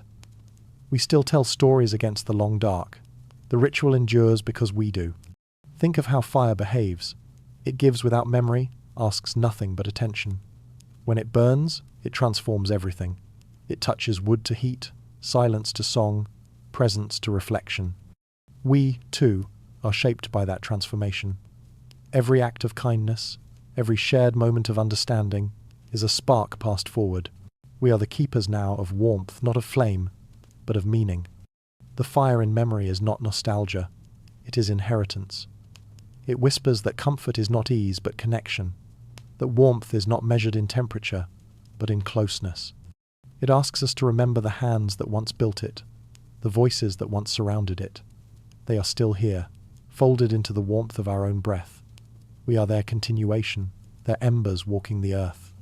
If you listen closely, you can still hear the fire's language, the crackle of time, the sigh of release, the brief flare that says, "I am here." That sound once filled caves and cottages, palaces and longhouses. Now it fills the heart instead. Each of us carries a private hearth, a space inside where memory burns quietly, illuminating the faces of everyone we have loved, everyone who ever sat beside us in the dark. Even in the coldest age, the flame survived because someone chose to stay awake and tend it. That is our task still, to guard what glows within our empathy, our stories, our awareness of each other. Because the opposite of warmth is not cold, it is forgetfulness. Look at the world tonight. The stars burn above us, distant, ancient fires that have watched every civilization rise and fall. Their light reaches us across centuries, the ultimate reminder that warmth, once made, never truly dies. It travels, even through the void. Perhaps that is what we are too. Moving sparks of the same eternal blaze, destined to pass our light onward. The fire in memory asks nothing grand, only attention, only gratitude. To pause before sleep and remember the long line of hands that once fed the same element we now mimic with switches and screens. To feel, for a brief instant, that we are not separate from them. The hearth still exists, if we can remember how to see it not as an object, but as a feeling. The hush of shared stillness, the soft hum of life gathered close against the cold. So when the night grows deep and the world feels distant, imagine this: the faint sound of a fire somewhere beyond sight, its glow reaching through time. Imagine the comfort of its circle, the murmured voices, the quiet laughter, the promise that warmth endures because we do. That circle has never truly broken. It widens and narrows, shifts and flickers, but it remains. We are sitting in it now, as others once did, listening to stories carried through the dark. Even when the fire dies, its light lingers in us. We are the memory of every flame that ever was, the warmth of all who came before, translated into thought, into feeling, into hope. The fire in memory burns quietly, endlessly, waiting for each new generation to remember its glow. And when they do, when someone far in the future looks up from their own darkness and feels that same old pull toward light, the circle will begin again. The world may freeze again, but humanity always finds its fire. Every story, no matter how vast, ends in quiet, not with thunder or applause, but with a slow exhale, the kind that follows endurance. The long frost of history, the endless turning of seasons, the centuries of struggle and warmth all fade now into stillness. The fire burns lower, its light softer. Yet within that dimness, something endures. A pulse, steady and familiar. The quiet fire of humanity. It has burned since the first trembling spark was struck from stone. Through every age, the frozen rivers, the plagues, the kingdoms, and machines, it has never gone out. Empires have fallen, languages have vanished, stars themselves have shifted in the sky, and still it burns. Not because we are powerful, but because we remember. This memory is not written in books or etched in monuments. It lives in gestures, in the way a parent pulls a blanket over a sleeping child, in the warmth of shared laughter, in the kindness of strangers who pause to help another against the wind. These are the new hearths of our age, invisible, uncounted, but no less real. The fire no longer needs wood or coal. It burns in the quiet acts of care that have always kept the darkness from swallowing us whole. The world has changed beyond recognition. The old fires have become electric currents, invisible streams of light and power humming through our walls. We command heat without effort, and yet the instinct to gather around it remains. We still seek glow in a lamp, in a screen, in another's eyes. We still draw near to warmth, even when it is made of silence instead of flame. Perhaps that is what the cold was always trying to teach us, that the true miracle was never the fire itself, but the nearness it demanded, the act of staying close, the patience of tending something fragile together. In every century, that lesson has been rewritten in different forms as prayer, as science, as art. But the truth beneath them never changed. Survival was always communion. When the world froze, we found each other. When the world warmed, we drifted apart. But now, as we move again through uncertain climates, some made of weather, others of spirit, the same ancient decision still lies before us. To turn away or to gather. To hide our warmth or to share it. History tells us which choice endures. The quiet fire of humanity has no colour, no shape. It does not roar or crackle. It glows gently, like memory. It is the warmth of endurance, the kind that doesn't demand attention, only trust. It has carried us through hunger and ice, through war and silence. It is what made us reach for one another in caves, what made us build cities, what makes us still believe in dawn. Somewhere tonight, someone sits alone, perhaps in a dark apartment, perhaps beside a flickering candle, and feels that same small warmth. They may not know it, but they are part of the same fire that lit the hearths of every age. The same instinct that guided hands in the Ice Age now moves through circuits and stars. We are, each of us, keepers of that lineage. It asks little of us, only that we notice, that we pause before the light and remember that it does not exist for one alone. Every act of gentleness, every shared breath, every kindness offered when it is least convenient, these are sparks added to the collective flame. And though the world may grow cold again, it is these moments that will keep it alive. For warmth is not a thing we create, it is something we continue. The quiet fire of humanity has always been a conversation across time, from one pair of hands to the next, from one breath to another. When we tend it, we are speaking the same language our ancestors spoke with their fires. When we care, we are answering their ancient question, will you keep it burning after us? The answer, whispered through centuries, has always been yes. Even now, when the world feels distant and mechanized, we still reach instinctively for that ember. It appears in the way we comfort one another through words and touch, in the way we teach, heal, and remember.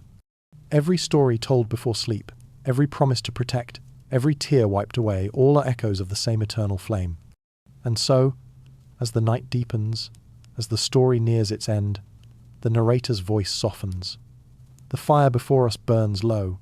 The embers glow faintly, not dying, but resting. They pulse like a heartbeat, steady and calm. History exhales. The frost retreats. What remains is not the sound of crackling wood or the smoke of burning fuel, but something quieter. The knowledge that we have been here before and that we will endure again.